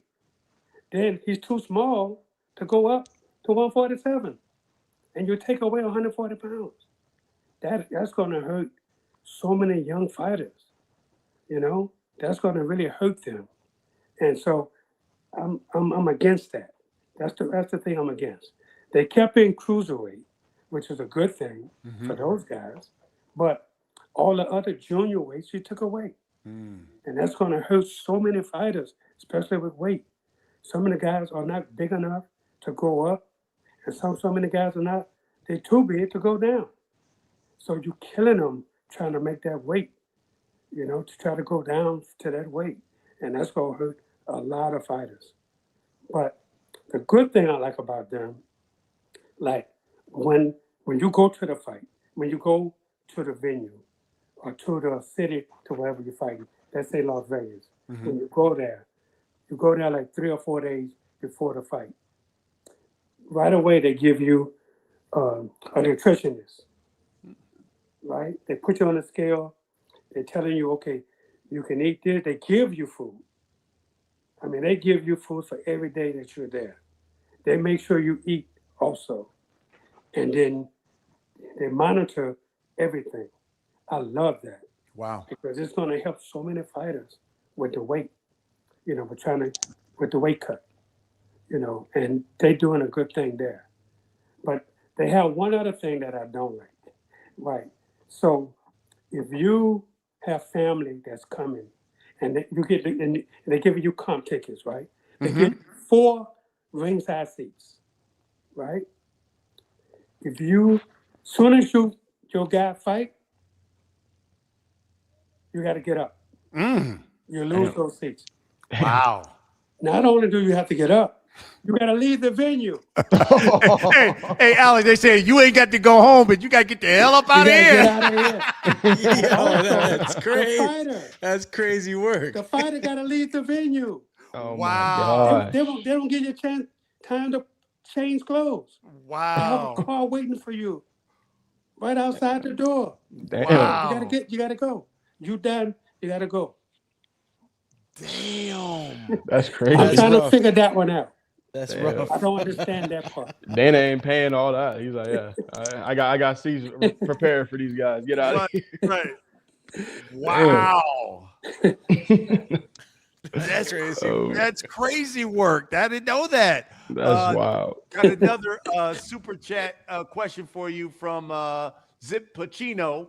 It says, Coach, I know none of the champs are calling for Justin Paldo, but Paldo. how close is he to a title shot? Man, nobody wants to fight Justin Paldo. Tell us why. Well, he's a lightweight that I have, and Justin is one of these kids, man, that, he's a counterpuncher. And he makes everybody look bad. Everybody, So everybody's trying to stay away from him. Justin, I think, is ranked number 6 by the WBA as a lightweight. So, but, right now, he's trying to pressure his managers to, man, give me something. It's hard to get this guy fights because everybody turned him down. Everybody turns him down. So, so hopefully, his managers come up with something soon because, he's in the gym every day. He's working, and it's hard for a kid to work hard every day when, he has nothing coming out. I mean, it's just one of those crazy things. It's really disturbing. Wow, Justin Paul. Oh, I'm gonna keep my eyes and Keep looking open for for him. For him. Absolutely. Who else you got in your stable, man, that we need to keep our eye on? Like hey, I'm telling you. And in a year or two, you're gonna say, I told you so. I got a few guys that's like that, actually. I got this kid, he fights at 168 also. His name is David Stevens. Okay. And so David is with Golden Boy. Oh, okay. Yeah, he's with Golden Boy Promotions. And Golden Boy, they trying to push him, but but this is a kid, he needs to be active. You can't fight him like every 4 or 5 months and, expect him to, just to keep doing what he's doing, So, but he's one of the guys. And I got a heavyweight that's also the Golden Boy. His name is Joshua Ellis. Okay. He was an Olympian. And he won the Pan American Games. And he's 6-0 right now. He's fighting on the Golden Boy show on June the 20th. So you guys might want to take a look at this heavyweight. He's 6-0 with 5 knockouts. Wow. Okay. And this kid, let me tell you about Josh right quick. So Josh right now is about 6'4" right now, right? Okay. And he's 25 years old. He's 25. So his father is like 6'7", Oh, man. and his grandfather is like 6'9". Okay. Now they telling me that Josh is not finished growing because they both had a growth spurt at 26 years old. Wow. So they telling me, I'm telling you, he's going to have that growth spurt. And every day I look at this kid, I swear to you, it seems like he grew in a half an inch. That's unbelievable. He's got Fundora up at his camp. I'm telling you, this kid, man, he looks bigger and bigger every day he comes in the gym. I tell him, I say, man, did you grow? That's fantastic. That is fantastic. That's crazy. That is double growth spurts. Yeah, exactly. The great Ronnie Shields with us on the Last Stand Live.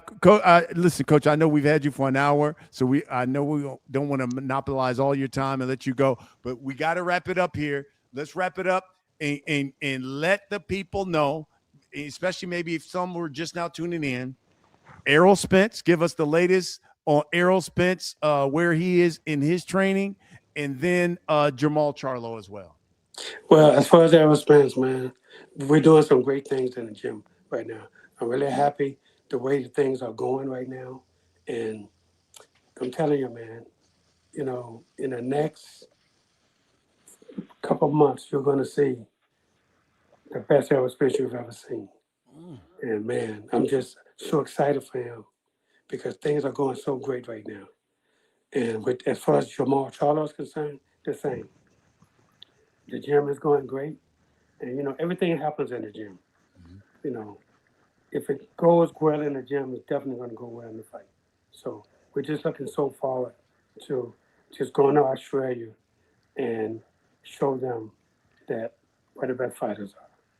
What did you make of I think it was the press conference when Errol walked by?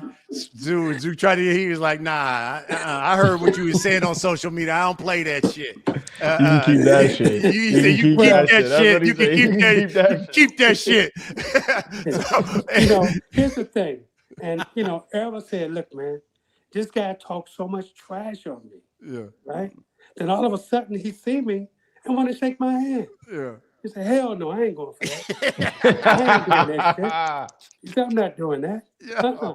You can't talk trash to me, then want to be friends with me. He said, no. We be friends after the fight. Yeah. But I'm going to kick your ass. Yeah, that's how Team Ronnie's coming. Yeah, I like it. That's how Team Ronnie's coming. Yeah, listen, we had, and Alex knows this. We had Tim Zoo on the Last Stand, and that's what he said. He said, "I'm gonna retire Errol Spence. Every dog has his day." He said, "Every dog has his day, and I'm gonna retire this guy. He's gonna wish that he never came out of retirement." We were like, "Oh, okay." Hey, I like that. I like that, man. Yeah. I like it. That makes the fight even better for us. And Maul, does Maul see himself fighting for the title here in another year or so? Well, I don't think he has to wait that long, to tell you the truth. After this fight, there's a possibility that we can get Munguia. Okay. You know, I would love that fight. Yes. That'd be a great fight. You know? Yes. Yeah, I would love that fight. Yeah, but the crazy thing about it is, we could have had Resendez fight. Senders would have been. And, you know, Maul thought he was going through something and just couldn't do it. Yeah. So he should be champion of the world right now. Yes. Interesting. Hey, before you go, Ronnie, how's your health? Oh, my health is great, man. It's good? Working hard every day, so yeah. Let's go. You know, absolutely. Got your checkups going? You've been doing your checkups, Ronnie? Oh yeah, absolutely. Okay. Good. Oh yeah, I definitely do that. Okay, fantastic. I do that, man. I have to do that. You got to. That's the only reason I'm going to this gym every day. Hey, Sir. that's good. That's good stuff. I like it. That's my guy, Ronnie Shields, one of the best in the sport of boxing. Training. He was a great fighter. Now he's training. He's just one of the great people. You have people in this sport that you're like, I need to wash my hands after I've had. But Ronnie Shields is one of the great brothers in the sport. And I love you, brother, man. I appreciate you. Love you guys too, man. Yes, sir. Thank you, Ronnie, for your time. We appreciate you guys. And the knowledge. Thank you so much. Hey, after I come back from Australia, you got to have me back on. Oh, yeah, let's do it. After Australia. Let's go, champ. Yeah, let's go. And hopefully he'll put his picture on so we can see. You know, I know what Ronnie doing in the dark. Ronnie, what you doing up in there in the dark, bro? we just see the videos of Diddy and 50 Oh, come on, bro. Come on, bro. What you doing in that dark, Ronnie? Yo, what are we doing? He turned that camera off on us, man. No, I would never do that. Yo, what the hell? It's crazy out there right now, Ronnie. Yo, Hey, thank you, Ronnie Shields. Love you, brother. Love you guys too, man. Hey, Yeah, that's thank what- you. You too. That's a great Ronnie Shields, man. I love this guy, man. I absolutely love me some Ronnie Shields, man. Yo, what's Yo. up with you bringing up the Diddy shit? Yo, come on, Yo, man. I think that's seared in all of our It minds. is. They got hit with all these feeds, man. Oh my god, bro. Because he turned the camera off. Oh. He went click. I was like, what? Oh my Yo, but God. Coach Ronnie always got Yo. phenomenal knowledge, bro. Oh. Great knowledge, Yo. man. One of That's the good legends, stuff. man. One of the It's legends, great to bro. hear him and Arrow. Yeah, how about They're that? working well. The way he was Yes. pitching Arrow right now, Yes. when you guys said I want to see the fight, I'm like, damn, I want to see this one. Absolutely. I mean, obviously, I'm you getting still the have the feeling that it's going to questions. be a strong onslaught from the get. I think there's still some questions there because he said it's going to be a firefight, and I don't know if Arrow's ready for another firefight after the Crawford. I'd rather see more of a technical fight as him moving You know around what, a little though? more. I think that jab. Remember, he said the jab. Yeah. Ronnie reinforced the jab, so I'm thinking, all right, because when Arrow had that jab, he always worked off the jab. Yeah. That jab Yeah. was always out there. He has and a the good- body work. But that's what I'm saying. From the jab to the body work, Yeah. and if he keeps that jab, Tim Tszew's gonna have some issues, man. He's Well, gonna have Tim a lot Tszyu of said he's things going to come at him from as soon as the bell starts. He's going to come at. He gonna Arrow. try to beat him Yeah, down, he's going right? to try to get him out in the first round, He's gonna but try to beat him down. and that could be his demise there. Well, you might remember, I think it was Mikey Garcia. Remember the Mikey Garcia fight when Errol did that one? Yeah. And he boxed. Remember he said, y'all said I couldn't box, and he just jabbed and boxed and beat Mikey Garcia. So Yeah. He's he's got sparring some guys in there, man. EJ sparring some guy. What's that guy that I think it was Aldo? Toledo that mentioned him? Yeah. No, it was I forgot how to pronounce his last name. Yes. Okay. Yeah. Yeah. That's But- giving him good work, he said. Giving him good work. Andreas It seems like, Katsaruskis. Yes, there you go. Yeah. It seems like Jamal's ready to get back it up, give it one more run as well for the belt. Well, listen, remember we had that debate. Was it the last live show we did? Who has the best jab in boxing? Yeah. Yeah. Talk it about was the Jamal last one. Charlo. It was Jamal Charlo. And that's that, hey, look, Ronnie big on that, bro. You gotta have a good jab. Yeah. And he likes them power jabs that hurt you. And that's what Charlo's got. And hopefully if Errol can add that, I'd really like to see the brothers give it another run, man. They're good for boxing, bro. I like them in boxing, man. I like these guys. I like the way they talk. I like the way they present themselves and the way they go out. They get me excited to come watch the fight, man. They really do, man. Let's see what. I'm get, upset that Plant fight's probably not going to happen now. I know. How about From what Ronnie's telling me, he only got a trainer. Yes. But I've seen on Instagram he's been training. He's but been I don't know if working he out. has a trainer. Right. Yeah. Right. So He looks like he's not too far away from weight. now he looks in good shape for sure. He's That's running. important.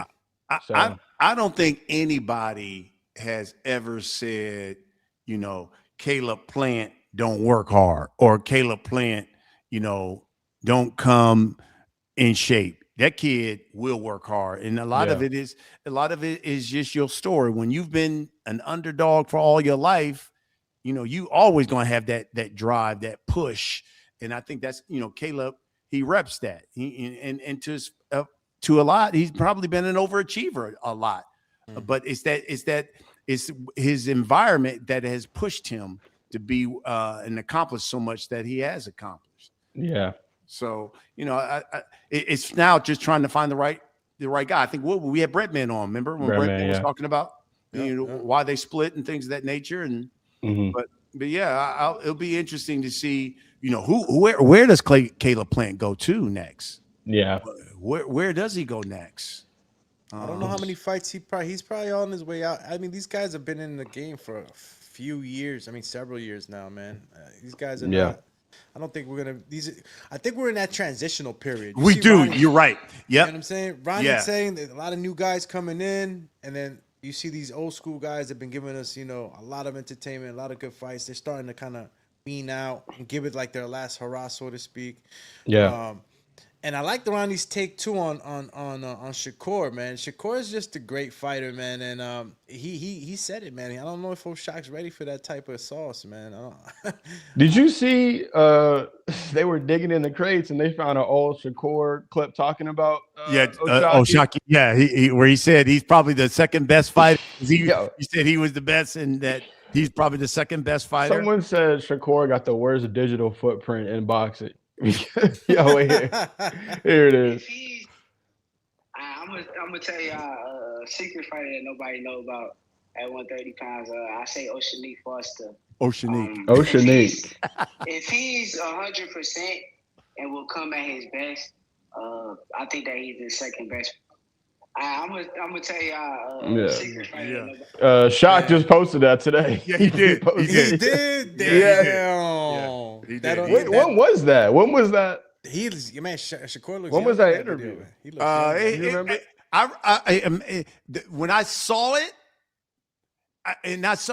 listen, I was like, was that from The Last Stand? Yeah, because it was. I'm looking and I'm you like, can see the in the top right it said Last Stand on it. Yeah, I was like, yo, that was from our and I remember asking Shakur. It was kind of like the question I asked Ronnie. It was like, yo, give me somebody that we're not talking about right now that you believe is the truth, was basically the question I asked him. And that's what he said, that, well, I'm going to give you one guy that people aren't talking about. And Oceanique Foster. Oceanique. I was like, who's Oceanique? I didn't know who he was talking about at that point. I'm like, that did not age well, right there. Especially right now with the beef they got going on. Yes. I'm pretty sure these guys, man, sparring is sparring, man. These guys, sometimes, you're working on stuff. Sometimes, you get over on some guys. Guys that have a good day, a bad day. The fact of the matter is that they know each other. So, and the way O'Shockey was speaking, it's like he knows that he can get off on certain things. Now, obviously, the evolution of a fighter continues, right? These guys are on different levels from when they sparred. But how interested are you guys in even seeing that, man? It looks like the whole entire fight was overshadowed with the last scene of Shakur jumping in and shit. It's like I was looking for the post-fight interview for Ford, and I didn't even see that. Like, I didn't even get to see that. Like, what happened? I'm surprised they let Shakur up there. I'm not gonna lie, I don't know. He told him, he was like, "Come up." Yeah, but I'm surprised they let him up there. But I don't think that fight's realistic because Shock's got to go up 10 pounds for that. Well, yeah, I mean, and you would probably, I would assume if you're going to try to make that, you say, hey, look, can we do a catchweight 137? But I don't think Shakur would even he wouldn't really entertain that. I don't think he'd entertain that. Shakur looked big. I don't think he'd entertain that. He does. Shakur does look, really thick. He looked bigger than him. Yeah. I mean, obviously, he's not in fight weight, but he looked way bigger than just Shockey there. Yes. I'd rather see Shock versus Lamont. That would be a fight that I'd want to see. Lamont was there too? Yeah, Lamont was there. That one. Lamont was there. Lamont was there too. Lamont was there. He's got that fight. Was it August 1st? Yeah. Zepeda. Yeah, Zepeda. That's going to be a banger as well. That's a banger. Yeah, we'll get to see how that looks. Shakur did what he did with Zepeda. Let's see what Lamont can do. Well, I know. These are barometer fights. Yes. The one fight that I need tomorrow is Boots Xander. That's the one. That's the one That's the waiting one for right now, man. I saw the face-offs at too. the Big Apple. Oh my goodness, that's gonna be a. It looks like Xander really gets under Boots' skin. Like, did you see the face-to-face they had this weekend? Yeah, that's what I'm saying. I just saw the face-to-face, and I'm seeing, every time I see Boots gets annoyed, it's like a vein pops out on the right side of his forehead. Annoys him is how confident Xander is. Like, I'm gonna whoop your ass. Like that. I feel like that's where it gets, because Boots has always been the favorite in majority of the fights. Because guys don't even talk too much. Exactly. Right. They don't step to Boots how Xander is. Xander's like, I'm so confident that I'm gonna whoop your ass that I'm not messing around. Like, I'm here to win. A lot of the guys that Boots fights, I don't think they're there to actually beat Boots. But Boots is very annoyed, I think, at the confidence that Xander has. And obviously he has the belts, but like he really thinks he's gonna win this fight. Folks, Listen, we have an interview with Xander Zayas that's going to be dropping next Monday. You don't want to miss it. I think about every question you could ask Xander Zayas about the boots in his fight. I think this is going to be one heck of a fight on June 27th at Barclays. We have a clip, right? We got a clip. Yeah, I think we got the clip going got the right clip. now. I So- could probably bring it up for us just to get a little teaser out there for the fans. Just for the fan. And look, folks, keep sending in your questions. You got questions for Alex, you got questions for Colin, you got questions for myself. We'll answer on any of topics that we have. Whether it's something maybe you heard from Ronnie that you want us to answer, we'll answer those. Make sure you send in those questions right now. But we're going to show you one of the clips from the Xander Zayas episode that you will see next Monday on The Last Stand here. And the question I had for him was, Boots is obviously the favorite going into this fight, but you tell me basically why Xander Zayas is going to win this fight. Let me actually make sure that we have the audio for this too. Give me a second, guys. Give me a segundo. Put it right here, actually. Okay, there we go. And he was, man, the way Xander Zayas always speaks, man, it's like you said, Colin, like he's annoying him with his confidence. He's confident. That's what I noticed on the face-to-face. That confidence that he keeps how speaking confident on. he was, yeah. He just keeps getting madder every interview I see. Yeah. All right, I think I got the clip for you guys. Let's see if we can get it on sync here. To accomplish and what they're trying. And if that's the picture that is going to help them come fight night, be prepared, well, let it be. At the end, I know what I'm doing. I know how I work. I know the work ethic I put in. I know what I bring to the table. And come June 27th, I will be ready to do what I do and come out victorious. He's confident, man. He's confident. Yeah. He's confident, right? He even gave us a breakdown. I genuinely think that people are underestimating. I still have Boots winning, but I have it going on 12. Yeah. I saw people think that Boots is going to knock him out. I don't think Boots knocks him out. But no, Xander's a tough dude, man. He tough kid. I like him a lot. I like Xander's diet. I like him a whole lot. But a confident guy, don't you think, Alex? After I'm listening super to him? confident. Look, I never seen anybody speak to Jaron Ennis this way. I've never seen Stanionis wasn't talking like this.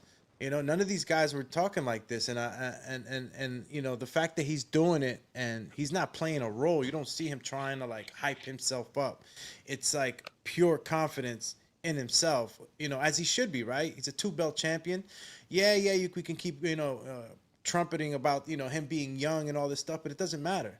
David Benavidez was young too when he was coming up and knocking guys out and being the champion that he is now. So, I think we're looking into a really good fight.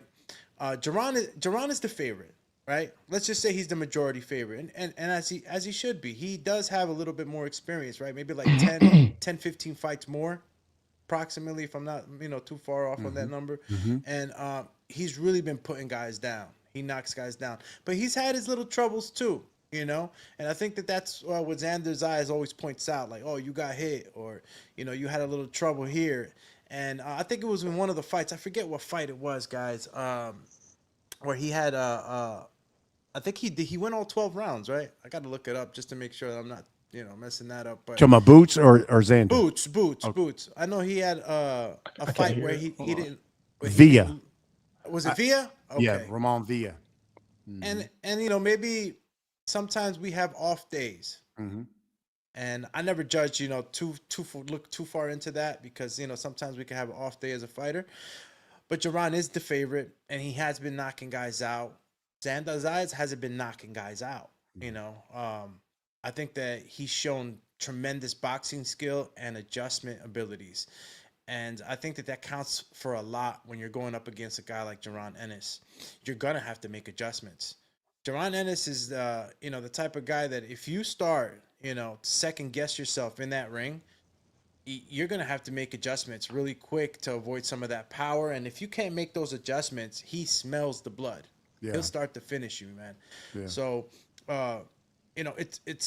it's looking like Jaron Ennis is the favorite, the majority favorite, but going into this fight, man, I gotta balance the scales with Xander. I think that we're looking at a very good fight. Let's say 60-40 on this fight.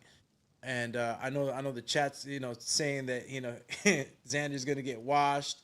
Wow. Yeah, a lot of people. Respectfully, I can see Damn. from their perspective because that last fight against Barreau, he didn't look the best, but he was going for the knockout in round 12. He got caught a couple times, but I feel like he'll fight a completely different fight against Boots than he fought against Barreau.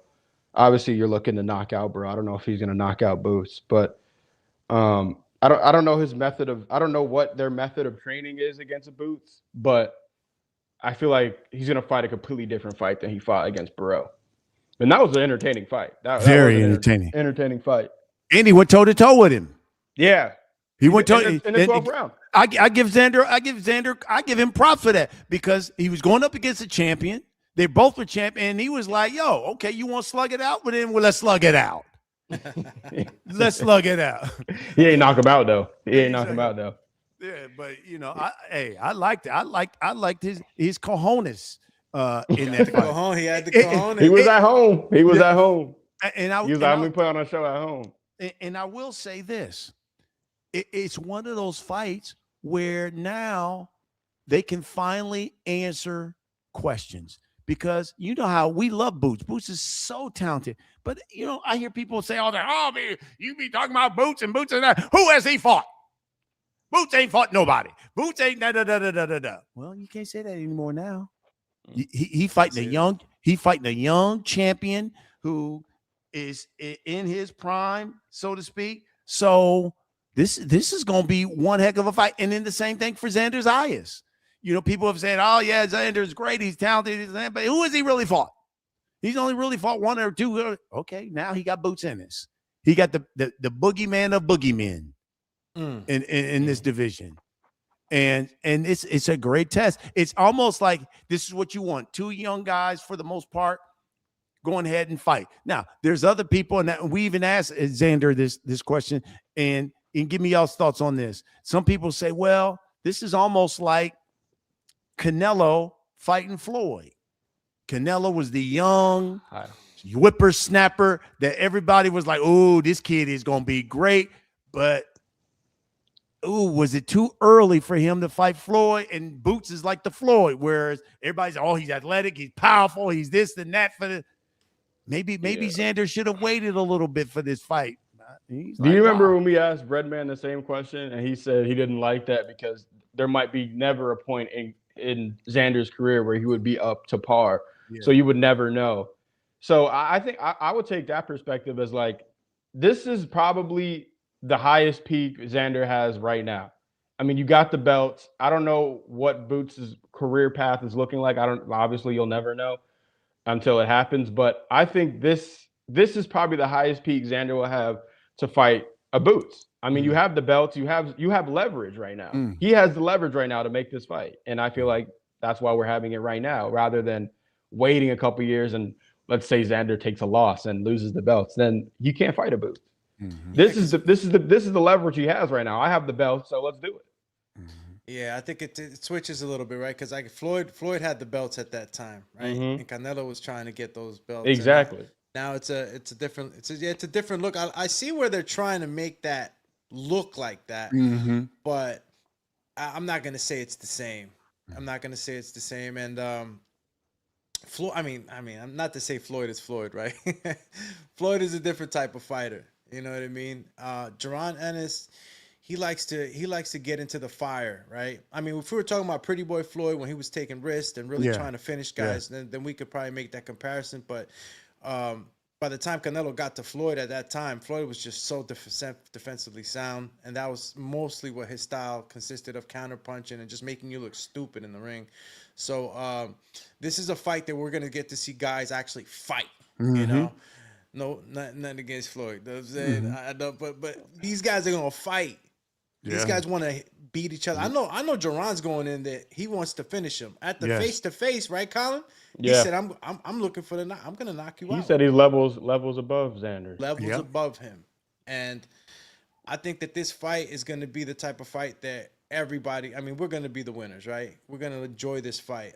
I don't see a fight where Xander Zayas makes the adjustments to where he's able to avoid a fight, he's gonna have to fight. Yeah. He's gonna have to fight. Was it M. Billy that Xander fought, man? It wasn't M. Billy. Who was it that was it M. Billy that he fought? This last fight went No, it was Burrell. Burrell, yeah, sorry. Yeah. Mas Burrell. So when you saw that fight, you saw the adjustments that Xander Zayas was making. You seen him moving around the ring. Yes, a lot, yes. He boxed well. So, but Burrell ain't no boots. Boots, right? He So granted, that's something that I'm thinking about going into this fight. I'm like, okay, I seen you make these adjustments. I seen that you were able to fight in pockets, but this is a whole different animal you're about to face. So what else do you got?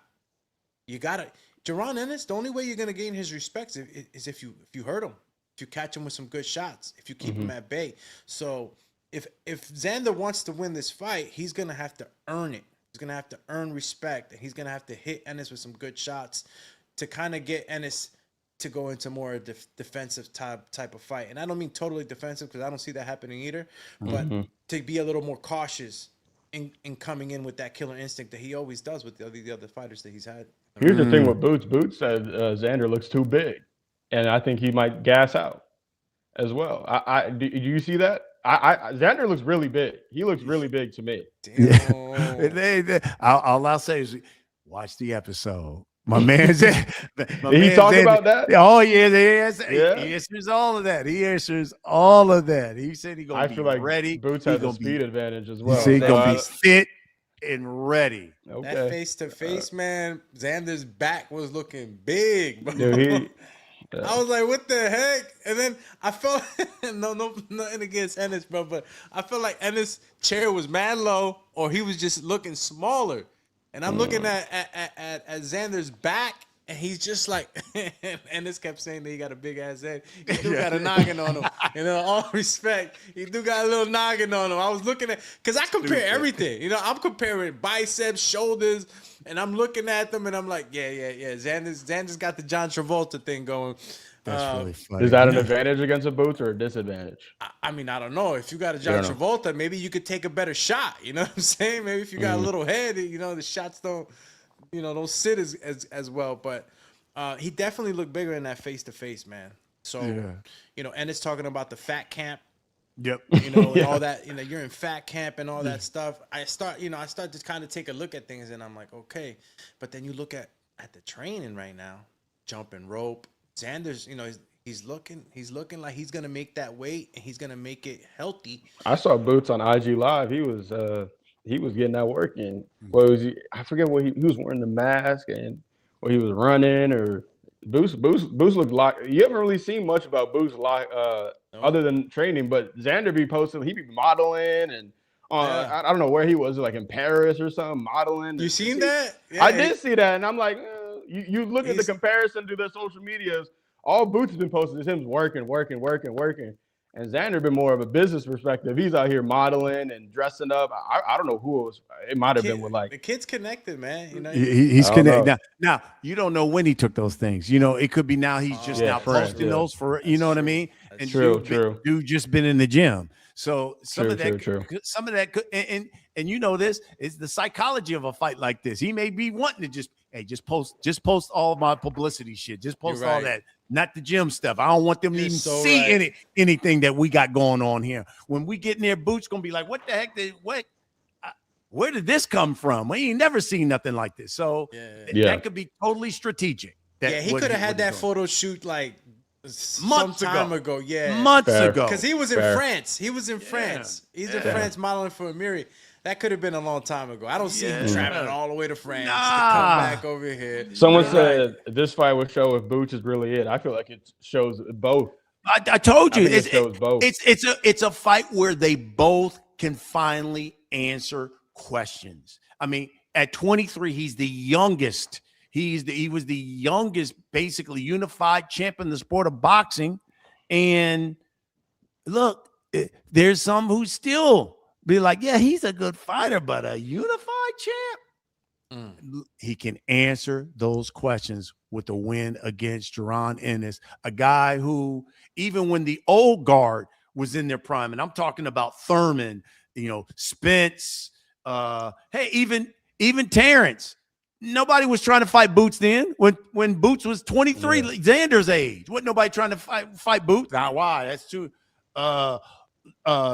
much risk, low reward. You know, they wasn't trying to fight Boots then.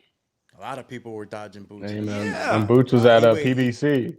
He waited a long Boots time. at PBC. Yeah. Yes, he was at. Look, I was in some of them, and they were trying to get guys and guys. Oh man, you gonna give me them? Then you gonna pay me $2 million for? And that was when we wasn't doing pay-per-views as much. It was like just championship boxing at that point. And you know, guys were like, "Nah, you gonna have to pay me pay-per-view money. Pay me, $2-3 million that you want me to fight Boots." Yeah, I think Boots signing with Eddie was probably the best decision he's ever made. Respectfully, respect to the other promoters out there, but I think it's the best decision he's ever made. You got to get him active. Number one, yeah. And Eddie did the right thing, especially early on. His last few fights, put him in Philly. You're gonna sell out. Put money in his pocket. It's the fighting business, man. Sometimes we forget that it's a business, and put him in Philly. Let him sell out that arena, and put him in with whomever you can get him put in front of him, because not a lot of people ain't gonna take that fight. Hey, go to Philly first, fight Boots. Then number 2, go to Philly and fight Boots. Yeah. Yo, you know what? Because you got Gilly sitting ringside, Gilly and Wallow. Wildin'. My boys. You got Gilly and Wallow there too. Oh my God. They Jerron Ennis all the way. Hey, they all Philly. Bro, Philly stand up, man. Yo, don't get Gilly started, bro. He start arguing with you in the park anywhere. You know what? We may have to do a live with Gilly, man, and get him on. Bro, especially that's after the fight. boy. We gotta get his take, man. Especially with this fight coming up. This is gonna be a Philly show out there, man. Yes. You know what clinged into my mind though, fellas? Just kind of going back to MVP and what went down this weekend for women's boxing. Hey, Carolyn Dubois, man, trying to tap in with Ronnie Shields, man. Oh yeah. Carolyn Dubois, I think she's the one, man. She's a dog. Hey, I was late to this party, and I know that I've been trying for the longest. Talking with Queensberry and those guys over there, trying to get Daniel Dubois on and do an episode with them. I didn't know that their relationship is fractured. Really? I didn't know that. Whose relationship? Caroline and Daniel. And Daniel, man, The what brothers. a shame. Yes, I didn't know that. They were like, I was talking with somebody, and I was trying to get Daniel Dubois on there, and they were like, especially when he just had that victory over what was that? Wardley? Wardley, yeah. Fabio Wardley. And one of the things that came back to me, we're like, okay, what kind of questions? Yeah, just about the fight, blah, blah, blah, blah, blah, blah, blah. And I was, and me again, your sister, who's a great champion, blah, blah, blah. And the email I got back from Queensberry, people were like, yeah, he's not going to answer questions about his sister. And I was like, why? That sucks, man. They're a fighting family. Yeah. Because, you look at Fundora and his sister, right? And they're on the thick as hip. thieves. On the hip. Thick as thieves. They're yeah, man. They're on the hip, man. And that could be a great duo with them working sometimes together. it happens, though, man. Daniel. Siblings get, into some spats or whatnot. Hey, we were talking about it with the Charlos. They're supposed to be that way, and it's when they were because when the Charlos they was Dramal was in the comments of the Dramel video that we posted. Yes. Like, my twin's tweaking or whatever. Like, yes. When he was talking about the Arrow fight that he thinks Arrow gonna lose, he's like, my twin's wilding. Yeah, and Maul got in it when we had Mel on last month. Yeah. When he was all love twin, Yeah. It was like that. It was like chill about it. It was like that passive aggressive. Yeah. That passive aggressive stuff. I wonder because it's always they beef and they back together. They beef, they back together. Yes. But I don't know. That's an unfortunate. and the crazy thing is, I don't know if it's them or their ladies that they despise more. All of that is intertwined, BC. All that shit is intertwined, man. Don't blame it all on the bros. I'm telling you, there's always some bullshit. Mel, he spelled out word for word what Maul has said about his lady. Remember, he got on the episode. And he said my lady was a blah blah blah blah blah. A lunatic. I was like, oh my god! I was like, how did he remember that? out of everything. He was waiting to get that off. They don't even his be the chest. brothers sometimes. He was man. waiting to get that off be his the chest brothers, there. man. Yeah. That didn't even have anything to do with the conversation, but he Right. had to bring that up. He had to make sure that was in the conversation. Yeah. And still, I'm somewhat disappointed that my man Mel still they've not made a fight for him. Yeah. And there's so don't know much. why. It seems like there's no movement on it either. Like it doesn't even seem like it's even close to being in the equation. I know, and obviously he's going to be watching the zoo. And here's the really interesting thing I think from a PBC level is, like Fundora going to be watching Spence Zoo very closely. If Arrow wins, trust me, you're going to hear Fundora like, "Yo, I would love to fight. Let's get it on." Yeah. But if Tim Zoo wins, they're gonna be like, "Bruh, did that? Been there, done that." And Tim Zoo would probably say the same thing. Like, "Yeah, I didn't tackle that monster twice. I'm done. Do that again. I'm good, son." The way that second fight went, I don't think I'd ever want to. I don't even want to be in the same room as the Fundora. I'm good. But if Tim Zoo wins that fight against Arrow, I'm sure he would be like, "Okay, where's Charlo? Let's get it on. That's a big Texas fight right there. Let's get it on." Where's Charlo? Arrow seemed a little passive on it when they asked him about it in person. He was like, he just wants clout. He just wants to use my name as, I don't know, clout pretty much. But I do think it's a bigger fight. If Arrow wins, I feel like he'll understand. Yeah, it's a money fight. It would make bag. Oh my God! If they did that at Arlington, where the Cowboys play, and Jerry's were, oh my God, that'd be a spectacle. And even the build up to it, it's personal. It would be personal. So many stories, man. You got former training partners. Used to have the same trainer. They used to spar each other. How did those spar each other? Oh my gosh, that would be really, really interesting. Mm-hmm. And heck, I would even like to see Tim Zoo and Jermell Charlo. They were supposed to fight. Remember? Yes. He called them out too. Tim Tazoo, as he says. Tim Tazoo. Tim Tazoo. He just said Tazoo. Tim Tazoo.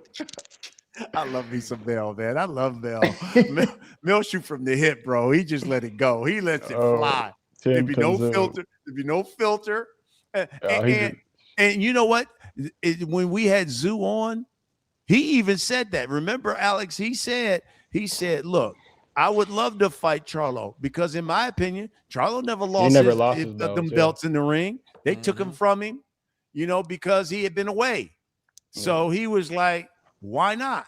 Why not? We were supposed to fight a long time ago. Let's get it. I'd love to fight. I'd like to see Tim Zoo and Jermell Charlo. That's another fight I think you could make, man. What would you rather see? Jermell Charlo versus Tim Zoo or Jermell Charlo versus Fundora? Ooh, wow. You know what's the thing with that though? If Tim is victorious, you're saying if Tim is victorious. Yeah. If he's victorious against Arrow. Wow. I would think from just you know what you're gonna say. You say don't nobody want to fight tall man. I would be scared for him to fight Fundora. Yeah, man. Because I like Tim. The fight with Tim Zoo would be action packed. It'd be action because I feel like both would be action. That's true. That's true. Because you're right. But all I could see is at least you're gonna have back and forth against Tim Zoo and Mel. Because they both gonna talk their stuff. Yeah. You know, Sebastian is gonna. He's just gonna be like, "I'm here to win." Silence is hard. Yes. More so, bro. Is it like? Be honest with you. Like, guys, come on, man. Like, who's gonna get past this guy? This guy's he's that reach, that height. Like, I don't see. I've been trying to match make in my head for the longest. Like, who can actually? And even Boots, right? Boots, who says that he can get past, all that. Like, I still don't believe it. Yeah, I don't know who's gonna be able to beat this guy, man. He's really that. If he fights smart, he fights smart. That's a tough out, bro. He fights where he's supposed to fight, and using all of those God-given attributes that he's gotten. I don't know how you beat him, man. Especially with that reach. As long as he keeps you there at that. It was an 80-inch wingspan or whatever it is. Amen. All you gotta do is touch that chin. Find a way to touch that chin. But you know what? When getting in. What was my man's name that touched his chin and knocked him down? Like, bro, Mendoza. Brian Mendoza. Right? Yeah. He's past that though. That was like that He was learned his lesson. He learned his lesson. He was always trying to fight on the inside. Yeah, on the inside. Like that inside stuff. Oh yeah, I like getting on the inside. Bro, you don't need to. It was a careless mistake that cost him. He got caught. He didn't. He got caught. I don't see him making that type of mistake. So like getting past that fucking broomstick arm, like that Slender Man, bro. Slender Man, bro. It is.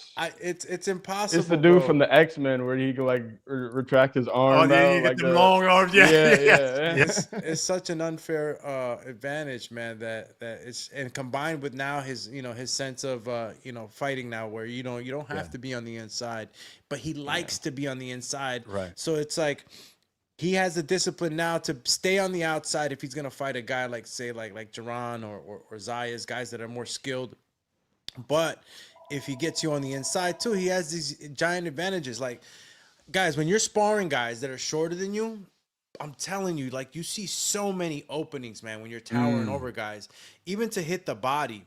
When a guy's shelling up like this, right? And as you can see, if I turn to the side, your body's still open, right? Yeah. When the guys are measured, fairly, it's a little harder to step to the side and hit the body, right? But when you're that tall, bro, you can literally just go boom, boom, and it's like you just got these unfair advantages, man. That play for the win, man. That it's hard. It's hard when you're fighting a guy that big, bro. It really is. I think Fundora right now, man. I don't know how Xander Zayas. Do you guys? Maybe I'm out of the weight division, but Xander Zayas 154, right? Yeah. Now you remember. Again, I don't want to give it away, folks. Y'all got. First of all, hopefully everybody's watching. You subscribe to The Last Stand. Support the show. I think we have the Cash App. We got the Venmo up there. We want to keep giving you great content. So any donations that you can to support the show, so we can continue to produce and do it, we greatly appreciate that. We are still looking for a big time sponsor to come in, and so we can take the show to a whole new level. So we certainly want that as well. Now, Xander Zayas, the episode will drop next week. And one of the things we talked about was Fundora, and I liked his answer about fighting Fundora. And he even brought it to my attention. He said, "You fail to realize I was his mandatory. I was trying to get a fight with Fundora, and they said no to me and went to Tim Tszyu." So he was like, "I've been wanting that fight for a long time." And I said, "Damn, you know what? You were right."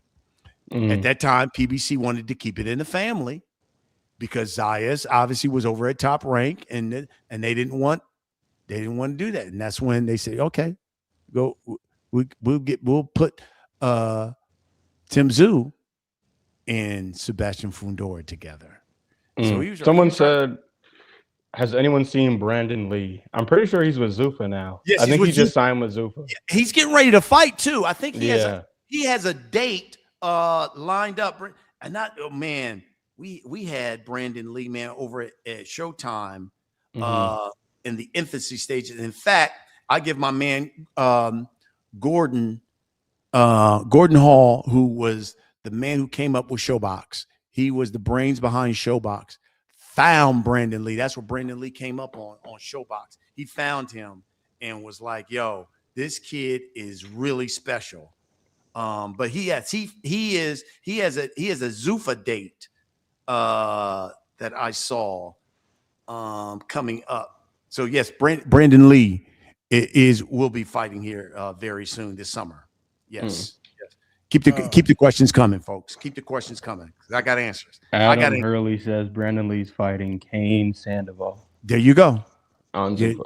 There you go. Yes. Yeah, he's got a date coming up. Every now and then, because friends on IG, he sends me a little something, and I'll send him a little something every now and then just to stay in touch. Yeah. Did you Great see the kid. Richardson Hitchin post yesterday? Yo, Rich. Yeah, bro, we gotta get Rich back, man. Rich be talking his stuff, man. Bro, he was glazing Shakur yesterday. And did you see Tank was in the comments like, what did he say? He called Richardson the biggest dick rider, bro. Yeah. Yo, Tank don't miss a thing, bro. Tank don't miss a thing. Whether it's a Adrian Broner live or and the Adrian Broner party. Unbelievable. Why was he at that party is my question. Why was Tank at that party? We got some questions, man. I think that we're gonna be adding that on. Deluxe says, "Last stand. Would you ever? If so, we can call in. You know what? We're gonna start putting that out there. For the show. I know now we could put up a link right now, and that's a video coming onto the show. But we're gonna actually go ahead and see if we can get a method to getting you guys to call in. I know there's various ways to do it. I think we're gonna start adding that to the show. That'd be cool. Once we're finished up, you know, we do definitely appreciate you guys.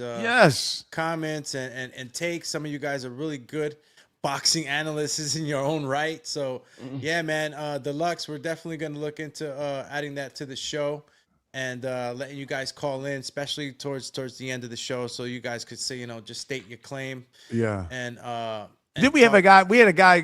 Did he get a click on the link and join the show that one time? Is that what happened? We could actually do. What I was wondering right now. Actually, I was gonna ask Colin if you wanted to, because I know you can probably call through X, if I'm not mistaken. Right? I don't know if you can actually do it. Is Colin still there? Colin, why you turn your camera off? My camera went off? Yeah, bro. You did your old Ronnie Shields type stuff. Yeah. See? I don't know why. It just like glitched me out. Like my screen went black, but I can see y'all. Okay. It's like Ronnie Shields all over again. All right, hold on. I'm gonna dip off and come back. It's the Ronnie Shields all over again. What you got going on over there, Colin? What are you doing, champ? Don't. What are you doing? I don't want that. Yo, please. I don't want it all on X. I know. Colin probably just got. I really want to narrow down what exactly happened with the blackout. Yeah, it was weird with Ronnie. It was really weird, man. It was really weird. The picture just went out, but he sounded great. Everything else was good. It was just the picture went. Yeah, I think if he would have went back in, we would have got him. Yeah. Right. Sometimes it has to do with Colin, you're on your iPad too, right? Yeah. Okay, it's the iPad thing. Maybe. Yeah, it's the iPad thing. So it was weird. My screen just went black, and then I flashed back on, and I could see and hear y'all, it shows my picture on my screen. Oh wow. Yeah, that's straight Ronnie Shields, because he said the same thing. He said, "What do you mean my picture's out?" He's like, "I see myself." And I'm like, "No, we don't see you. We don't see you, gang. We don't see you, gang." I mean, you know what? I sound like Adrian Dota. We don't see you, gang. He be saying "cuh." Like, I don't know why bro. I need to watch that video again, bro. I'm gonna bring it up again. They're out there right now. They're out there right now with Dean the Great. Bring that shit up again. Dean the Great. Hey, Adrian said he was gonna come on the last stand too, man. So AB, come on, bro. Oh shit.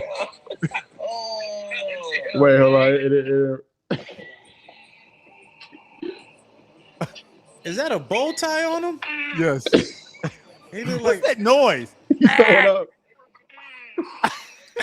He threw up in his drink. Hey, yo, man. AB, cut it out, AB. Oh my god. Yo. He threw up twice, and then the girls in the back like, eh. Oh my god! He said, man, we spent some DMs back and forth about him coming on. This was last week, right? Yeah, and He said he was going to do it, man. And I know that one time, Alex, he had us waiting like, yo, come on, man. Where is he at? But I got so many questions for this guy because first of all, I want to know how him and Dean the Great became friends. That's number one. Said AB got shoulders like Stephen Hawking, bro. Oh my God. I can't. Y'all are wrong. wild. Wilding. Y'all wilding now. God. Last stand. Y'all wilding for real. Yo, Stephen Hawking, bro. Yo. He said, why is he in a bow tie? I know.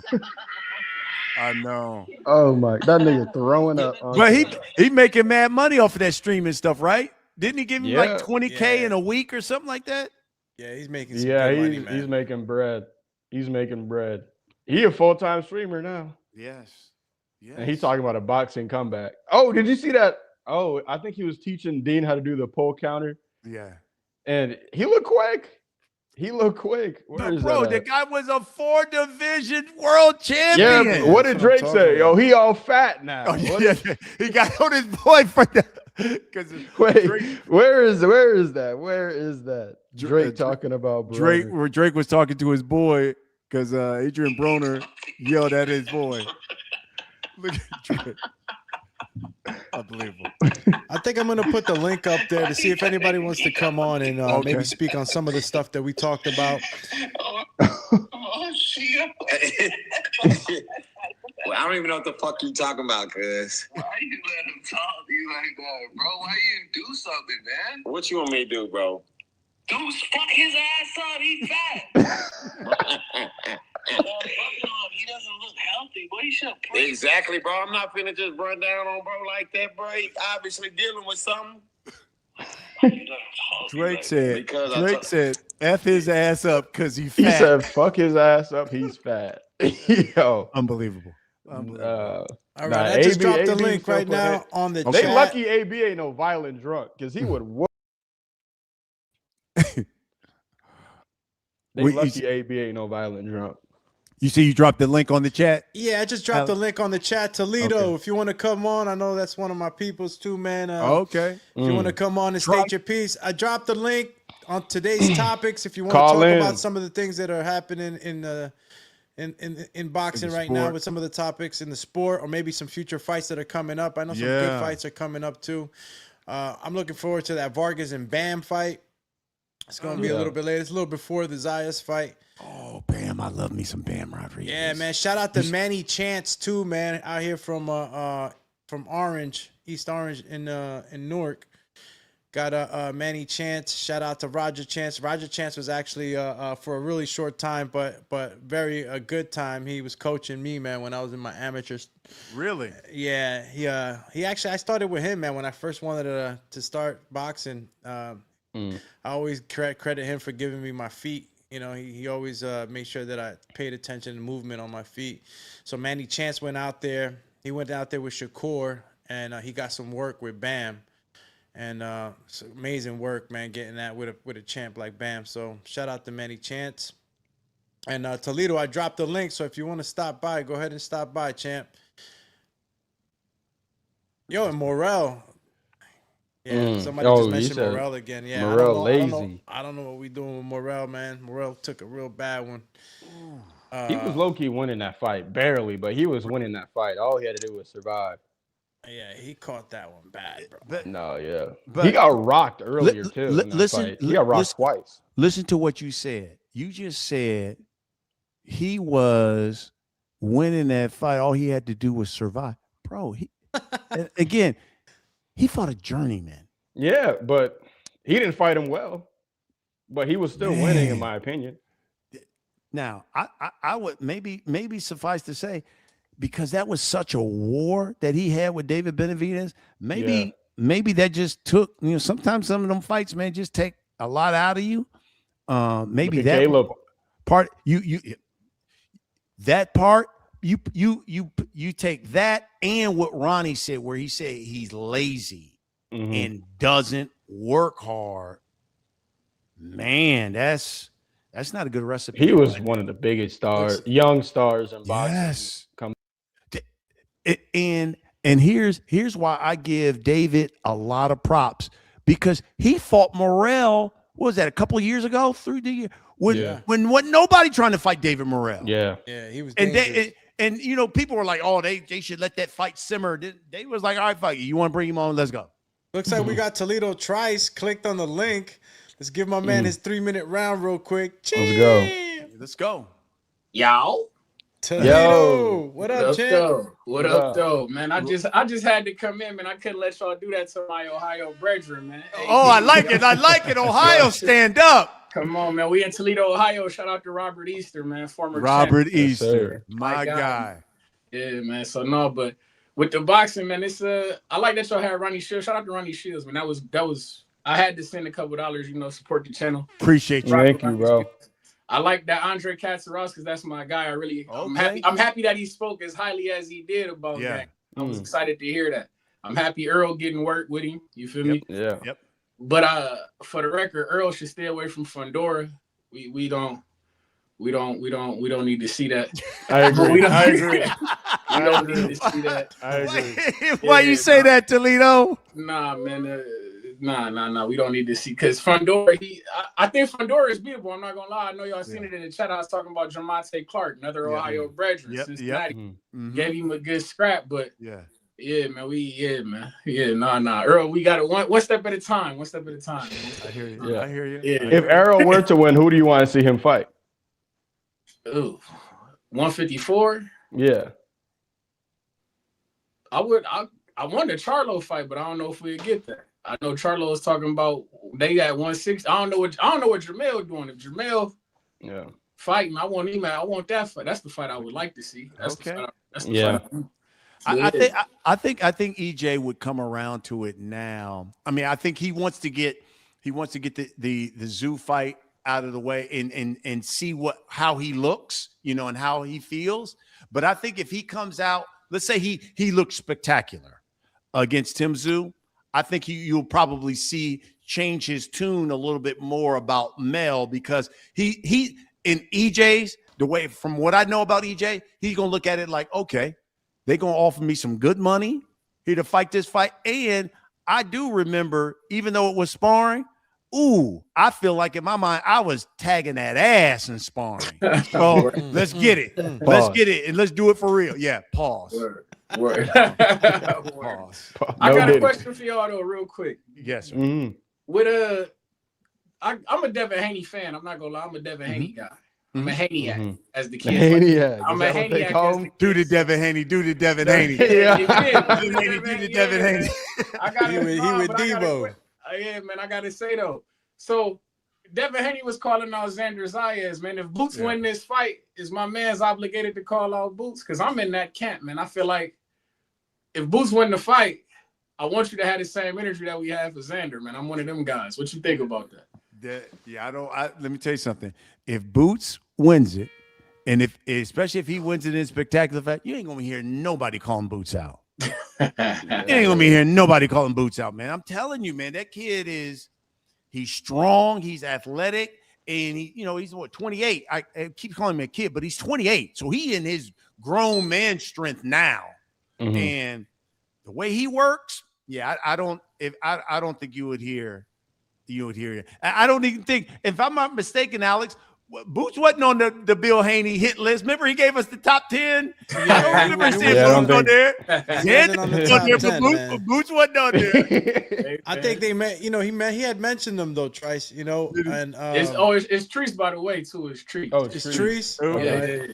I peeped the way to read, but it's Treese. It's Treese. Nah, Treese. He had mentioned him in the past, but so what are you saying? If Boots wins, should Devin Haney call out Boots, or does he have? Yeah, that's what I'm saying. Because I'm hearing Devin. He talking that 154 action, 147 looking a little slow. I mean, I wouldn't mind Devin Haney and Earl Spence. That's what he said. Bill said that. He said, he's a king. We gonna watch that fight, and if he wins, absolutely, we would love to see. I'll tell you this, man. There's very few fighters that run to the fire. And I don't think Devin Haney's running to the fire. And I'm not saying that Devin Haney's scared or any of that stuff, but he's not running to the fire, champ. I think it's the opposite. Yeah, I think it's the opposite. Devin Haney always about the smoke. Nah, but you gotta understand, like when Devin Haney's running to the fire, tell me which ones he's ran to. Brian Norman, who was one of the hottest names at All the right, division. but if you know boxing, right? I'm not saying you don't, but if you know boxing strategically, he knew where he could catch Brian. He was catching Brian at the right time. I mean, he ran to the Ryan fight. What happened happened. So, what happened happened. What happened. I We get shouldn't it. have took that fight. I get it. But who's more seasoned? Overweight. Who's more seasoned? A Boots or a Brian when Devin took on Brian? I mean, who had better momentum though? Yeah, I feel like it's a little different. Let's not give him all this sauce for the Jinsaki knockout, bro. Come on, he knocked out a guy that was smaller than him. I'm a believer in momentum, man. I'm a believer in confidence, man. A confident ain't nothing more dangerous than a confident fighter. Yeah. Brian Norman was confidence is one thing, bro. Man. I can have all the confidence in the world, bro. But what I'm trying to make a comparison is that catching Brian Norman at the time he did, it was a perfect look too, because he got the knockout of the year and all that. But are you running to this type of fire? I'm not talking about an alarm 1 fire. We're talking about a four alarm fire. Are you running towards that? Make me a believer and do it, but I don't think he's running towards that fire. Well, I think you got to give Bill Haney a lot of credit, because obviously Bill's the one who puts those fights together. And if you listen to the episode when we talked with Brian Norman, he said it was twofold. He said he went into that fight too angry because of the fight buildup, and he said, it was my first time on the big stage. And it was a little bit different, but now it's past me. I'm ready. I know I could, all that other stuff doesn't mean anything before, but he said, when I went in there, even remember, I think, what was it? Was it the weigh-in where they were walking down that red carpet and Bills and the team had their pushing and shoving with his dad and all that kind of crazy. Yeah. He said, even that messed him like, yo, what they doing? And, so he said, I read into way too much. That's the bell. Trees, we're going to let in Deluxe in too. Thanks for cooking with us, champ. Trees, my guy. Appreciate you. Appreciate y'all. Trees. My God. Y'all be cool, man. Yes, sir. Thanks for coming. I like it. I like when we got my Buckeyes in here. Yeah. Deluxe, if you want to come in, go ahead and click on the link, brother, and we'll put you right into the studio, man. Yeah, look. I mean, I think Devin Haney's about the smoke. Look, I feel like Devin's one of the biggest about the smoke in boxing. I get it. I get it. I'm not saying that he ain't about the smoke. What I'm saying is that it's different from running into a 1 alarm fire to a 4 alarm fire. But it's about who's in front of you. It's about 4 alarm fire. You got flames coming out of that building. Was Boots even a realistic fight in that situation? I don't think so. Was Brian Norman? Yes. Was Ryan Garcia? Yes. Majority of people wouldn't have took the Ryan fight after he came in. Even when how many pounds did he come over? What, 3 pounds? Yeah, he wasn't even close. Yeah, he wasn't even close to being on the weight limit. So majority of people were like, yeah, I ain't fighting this guy. So man. I feel like let's see what Deluxe got to say. I'm gonna throw the link up there again, Deluxe.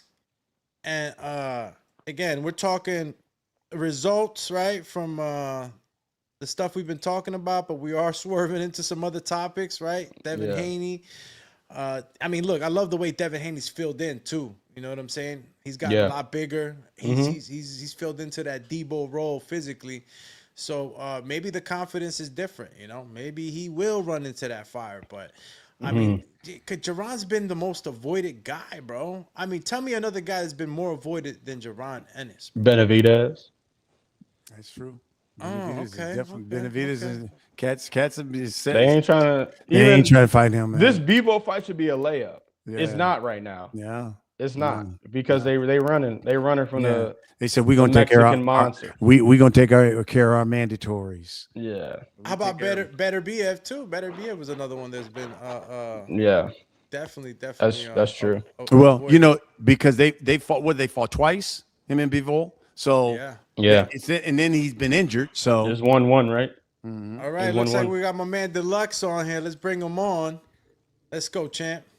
Hey, yo, dog, and I'm on the same podcast as Brian Custer. What the? This is crazy. What's up, champ? What up, champ? Dumatron activated. Let's go, champ. What's going on, brother? I'm not familiar with you. You know what I mean? What's up, though? That's Colin Custer right That's there. my son. That's Yes, my sir. son, man. Oh, that's your son. All right, peace. Yes. What up, baby? Yeah, but damn. Hold on. Let me get my thoughts together. Flip your phone sideways, Deluxe. Flip it sideways so we get you that landscape. And put your shirt on, Deluxe. So what you got going on up in here? Hey, yo. Yo.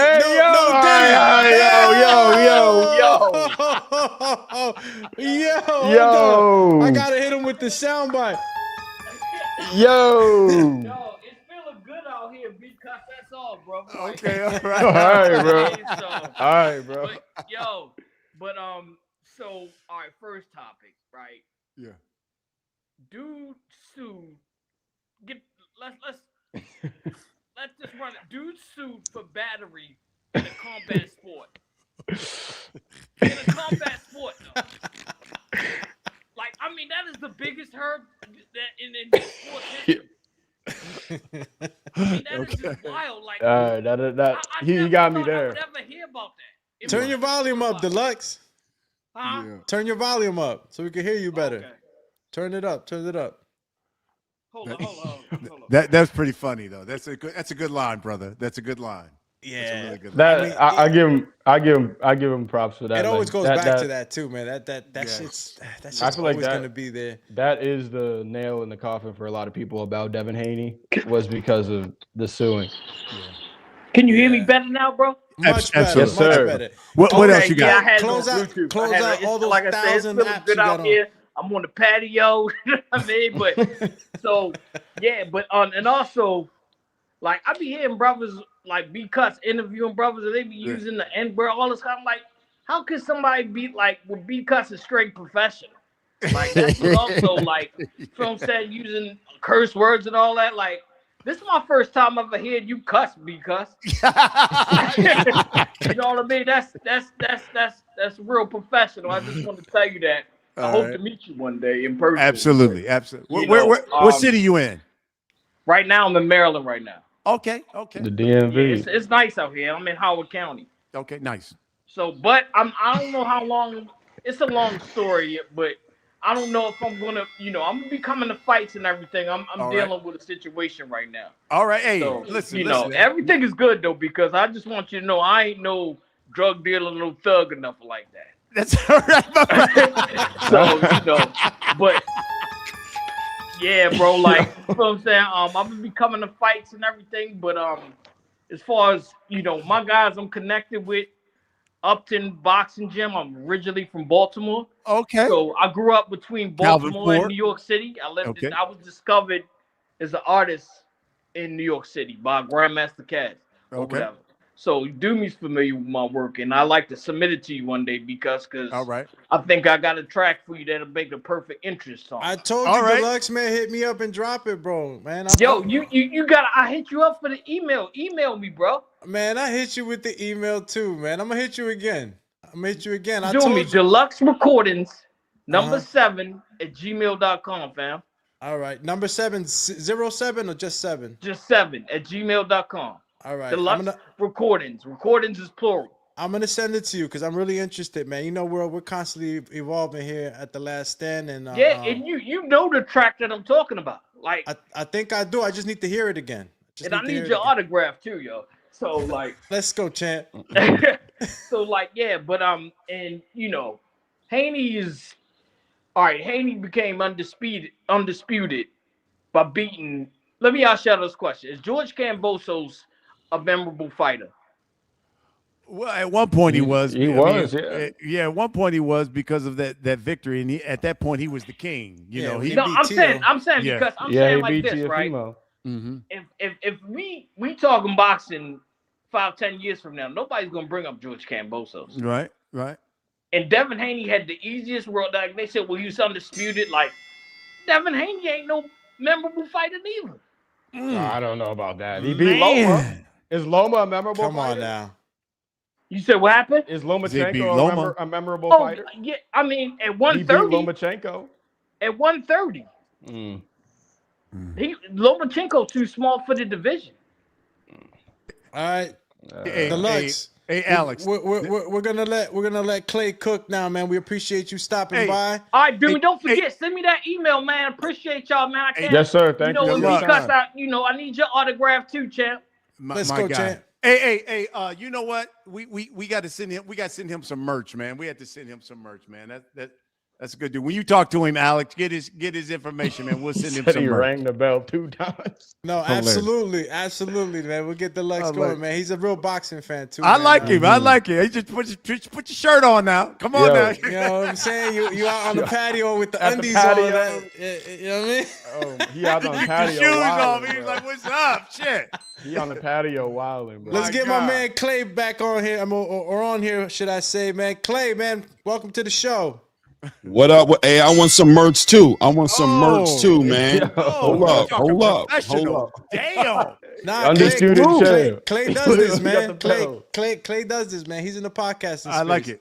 Yes, I am. Yes, I am. Salute to the panel. Salute to Brian Custer, man. You don't mess around. Open this damn panel up. I had to hit the link. I had to hit the link, bro. We crazy. Hey, the Devin Haney. I don't want to say it's the Devin Haney hate, right? I don't want to say it's the Devin Haney hate, right? Some people might say that, but I'm going to say the disrespect to Devin Haney. Sometimes it gets a little diabolical, when people want to just dismiss everything he does because, without a doubt, boxing is about strategy, right? Moving. There's outside the ring politics and inside the ring politics, and people like Devin Haney and Bill Haney who have carried themselves with that independent energy. They've had to move things around to get where they need to be because no matter what anybody wants to believe, Devin Haney, he's going to be favored in most fights that he's in. You might not like the way he does it, but he's a winner. He knows how to win, So anyway, salute to Devin Haney. I don't want to make this all about Devin Haney. What I came up here to talk about, guys, I came to talk about David Benavidez. Come on. I came to talk about Jai Opetaia. Okay. I came to talk about the WBC. Yep. Okay. I came to talk about the politics of boxing and why people like David Benavidez are stuck in a situation right now to where he has to consider fighting Noel McKellen. Yeah. With Jai Opetaia right there in the cruiserweight division. Yep. Looking for all the smoke. Wow. What are we doing right now? And Brian, you've been around the game a long time. I'm not familiar with the rest of you guys. Like I'm familiar with you guys on the show, but with Brian, we're mandating unifications. Yeah. Listen, we talked about this at the very beginning. I said when we were talking about Bivol, and I agree. Absolutely. He was good, been 15 months off, back surgery, all of that. I liked it. I was disappointed that they said, Eddie and those guys said after the fight, listen, he's got mandatories. He's got at least 2 more mandatories he's got to fight here. So, and we're like, I'm sorry, David Benavidez is a champion. He's a champion. You can go to the WBA and say, excuse me, he's a champion in the division. We like an exception here, Mr. Mandatory. Wait your turn here, and we want this unification fight. And generally, you get it. So don't give me that he's got mandatories. I'm just talking about Bivol at this point. And we'll talk about David Benavidez later. That's bullcorn. I can't roll with that. Jai Opetaia, I feel bad only because when he was Now, he had a lot of promotional issues. So now he gets with Zuffa because he says, okay, I can finally get somebody that can get me active and I can get fights. But now you got to play by their rules. Yeah. And they want it in their bubble. They want him to get fights in their bubble. They ain't trying to work with anybody else outside of that. To me, that's the only thing that frustrates me about the sport. I like what DAZN has done, where they have now just said, hey, we getting top rank, we getting Matchroom, we getting everybody. We trying to get everybody in. Now, all y'all under one umbrella, fight. Go ahead. Let's get these fights going. Well, Brian, we gotta be a little bit more honest about the Zuffa situation at this point, right? I think 6 months ago, we could have been in the dark about what Zuffa was going to do based on what Dana White said, right? Without a doubt, he drew a line in the sand when he spoke. But the movement of Zuffa, to me, at this point, makes it clear that these fights are possible. They can be made. Turkey Al-Sheikh is there. The Ring Magazine card is there. Riyadh season is there. The money is there. All right. I mean, literally, we're in the midst of a negotiation supposedly between Conor Benn and Ryan Garcia right now for a WBC title. Jai Opetaia was in negotiations with Noel McKellen for a WBC title. Okay. Devin Haney supposedly is the rumor is in the spaces that he may be in negotiations with Zuffa Boxing, including Shakur Stevenson, both of them champions. We can't let these guys get away with this whole entire Zuffa Island thing. It's over for the Zuffa Island. Yeah, it's over a new for that. season. The money's there. Dana White said it himself. What are you going to do? Lose out on money? You're not going to negotiate? The money's there, and fighters want to make money. These guys that are making the fights, the promoters, there is no island anymore. You're gonna have to make the fights happen. Not only for the money, had but Conor for Benn legacy. go over the ring, and they had him do the what card was that when he was fighting Regis? That was not under the that was Fury. Fury Makhmadov, and we look at Jamal. Jamal. What's my guy's name? Jamal. The cruiserweight. Who? Jamal. Oh goodness gracious. Green. No, Jamal. What is my guy's name? Oh my God, he was just on this past card that just passed right now. Yeah, we know what you're talking about. He's a Zuffa fighter. He's fought on Zuffa one time. Yeah, he's been fighting on all these Ring Magazine and Riyadh cards. So no, we can't do that no more, man. We got to be a little bit more honest about what we're looking at here right now. You know, obviously there's a war going on with the sanctioning bodies in Zuffa. That's clear. I get it, but the fights can be made. Without a doubt, they can be made, and they're going to be made. You talking about Jamal James? Is it Jamal? AKA Shango? No. He's too light. He's too light. Jamal James is like he's like 154. I'm gonna tell you exactly who it is right now, man. I'm gonna tell you right I want to know who that is. I ain't seen. I'm gonna tell you right now. I won't tell you. Yeah, Jamal James at 146. Yeah, I was gonna say he's too light. This is, I'm gonna tell you, I'm right on it right now. Event. Because David Benavidez, man, David Benavidez too. A lot of guys, again, like I was saying before, people are not running towards that 4-alarm fire. Nobody wants to fight David. You know what I mean? Or they're putting them, on the back burner. Let me get some more fights. This guy is not the guy that you run to. It's the to run to is, I guess, Jamar Talley. Jamal Talley, thank you. And I'm sitting here trying to get an interview with him too. I just did a great job right there. But Jamal Talley, a Zuffa fighter, straight up Zuffa fighter, and he's fought on more traditional cards than Zuffa cards. That's not the truth, man. And Turkey Al-Sheikh already put it out there. He's interested in putting the fight together. I mean, I think timing is everything. I think there's a lot of politics, around these fights being made, but we need to get past the politics, especially for David Benavidez. It's time. He needs his signature fight. He couldn't get Canelo Alvarez at 168. He's having a hard time getting Dmitry Bivol at 175. Here he is, a unified champion in the cruiserweight division. The number one Ring Magazine, the number one cruiserweight in the world is Jai Opetaia. That's the fight that needs to be made for David Benavidez. That's his opportunity to cement his legacy and really put himself in the top 3 on the pound for pound list. You know what I mean? Absolutely, that's the move. Absolutely. And it's crazy because David is willing to cross over different platforms. So it should be a lot easier to make just because of how open David is to work with other promoters and work with other networks. So I think it's a shame.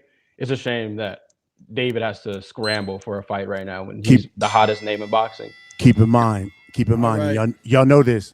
It's the fighting business. And so even Opetaia, they'll probably say this too. Even though David would say, hey, look, I'll fight him or whatever, promoter-wise, they'll be like, man, Opetaia ain't got the name recognition, and they ain't going to give you the money that we want. If you're going to do that, yes, they are, Brian. They're going to give the money. It's Turkey. They're going to give the money. Turkey going to give him more money. Always going to bring that bread. They can't afford to give David the money he needs over there where he's at right now. They can't. Man, he wants Usyk David. That's what Turkey wants right now. David Usyk. Yeah. That's what he wants. Yes, David Usyk, absolutely. That's exactly what he wants. And that's the best way to get ready for Usyk. Fight Jai. You stay in the cruiserweight division. Do not fight Noel, man. Yeah. Don't do this. Yeah, I don't even know do why. I mean, do it. Do what you got to do, because I happen to know some things too. Shout out to Sean Zattel. I seen his little scoop. Shout out to Sean. I get that part too. There's contracts and things that'll be filed. So we'll see everything come together. But the WBC needs to do better as well. How are we rolling William Zepeda back into another WBC title, coming off of a loss for a WBC title with an interim Javier Herrera sitting there holding a title? Diabolical. You know what I'm saying? Shout out to Lamont Roach. You know what I'm saying? I'm just being honest. Boxing just needs to. We got to speak on it for real, because the fights ain't getting made, and they're bamboozling us with these fights. Shout out to Ryan Garcia, the current WBC champion. I respect you, champ. I can't wait to see you do your thing, but we all know, no, sir, you lost against Rolly. Come on, brother. It is what it is, but just rep it right for us. We just want to see you do the right thing. So fight your heart out in the ring. I ain't gonna cry over spilled milk, but Mauricio, do better, brother. Big shout out to Clay for stopping by. Clay, thank you again for stopping by. Appreciate you, Doc. Hey, good to meet you, Doc. Yes, sir. Yes, sir. Hope to talk to you guys some more, man. I appreciate you guys. Thank you for coming on. Thank you for your time. Yeah. Hey, and by the way, Rolly need a fight, man. We need to get Rolly back in the ring. That Devin Haney Rolly fight was so close. We supposed to have that May 30th. That was supposed to be May 30th. It was supposed to be May 30th. First, it was at Barclays, and then it was going to be in Vegas. Unbelievable. Yeah, I've heard from both sides, like, oh, it's Rolly's fault or it's Devin's fault, but I don't know how that fight doesn't get made, even when, well, Devin's supposed to go to PBC, right? I think so. Fight. Yeah, that's crazy. We got Ryan from the 6 coming on right now. I think this is probably Ryan. Matter of fact, let's bring Ryan on right now. What up? Ryan, what's up, champ? What's going on, fellas? What's good? Up north. We in the building. What up, man? Yo, Ryan, I don't know if you know this, but I'm a national treasure in the 6. Hey, yo, shout out to 6. Hey, Custer, then you know it's that time, man. Summertime's a beautiful time in Toronto, bro. Let's go, Raps. Let's go, Jays. Yes, sir. We out here, man. Yes, but yo, to the panel, salute. Thank you guys for bringing me up here. Man, y'all doing a great thing today. And I just want to know, man, why is O'Shaquie Foster so underrated? This dude checks off so many boxes, and now we talking about moving up 5 pounds to fight arguably one of the best fighters in the world. And we just looking out here, we not giving him enough respect, man. I think O'Shaquie, he's doing something that we asked Shakur to do, move up and fight the best. He gonna do it. We got to put some more respect on Shaq's name. What do you guys think about that? What would you rate his performance against Ray? Man, I thought everything Ray was trying to do, he did better. He just turned up on him, man. He just showed he put his foot down, especially after the 7th round. He pretty much took off to the fight. He took the fight away from Ford. It was like he took him to a certain spot. And he said, "Yeah, man, you too small. You too little, man. Let me." He walked him down. Do it, bro. Yeah, 6 rounds. He walked him down. Yo, I liked how O'Shaquie fought off the front foot, and after you talked about, especially I would say after that 7th round, it was O'Shaquie coming forward, going forward on that fight. I'm like, yo, I'm the bully up. I'm the bully up in this joint. Yeah. Yo, I love it, and when that was I just said that as we started off, when we started the show off a couple hours ago. We were talking about the fight, and I talked about what I liked about the fight, and I said, I'm trying to understand why y'all underestimate my man O'Shaquie Foster. This dude can fight. He's got a great story. Absolutely, he took some L's early on, but even he will tell you, I wasn't dedicated. In his story to be in prison, facing 20 years and all that type of stuff, and then see Terrence Crawford fight, saying, man, if I ever get out of here, I swear to goodness, I'm going to change my life and I'm going to take boxing serious, and did just that. And look where he is now. He is. I would love for, and listen, I know he wants Shakur. It's a big money fight. If he can get it, that would be something. But hell, fight Emmanuel Navarrete. You're right there on top rank. It's a unification fight. You'll get some big money. Fight that fight and be unified, and then maybe you get Shakur after that. But man, or Lamont. I want to see him against Lamont. Lamont Roach would be a good fight. That was another one that's being talked about. Yeah. But Ryan, that's a fire fight. So what are the odds? What are you thinking him going up against Shakur? Jab for jab. Some of the Shockey has a great jab. So does Shakur Stevenson, right? They're known for their jabs. Jab for jab. Who you got on this? Man, I got Shakur edging it, but I think Shockey can do something in that fight. He can show us levels, man. I think he can push Shakur. Like, you just don't be talking like that for no reason. They obviously got history. They know something.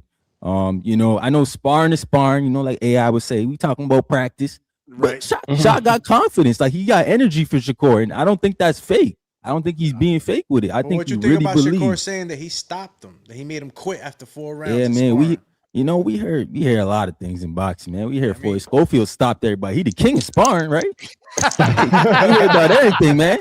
So, like, I don't know, man. Only people that are saying he stopped him was Shakur's people. So I'm like, man, I don't know about that. Like, if a dude got this much energy for you, and the way Shakur praises Shockey Foster too. I heard him say he was like the second best fighter or something like that.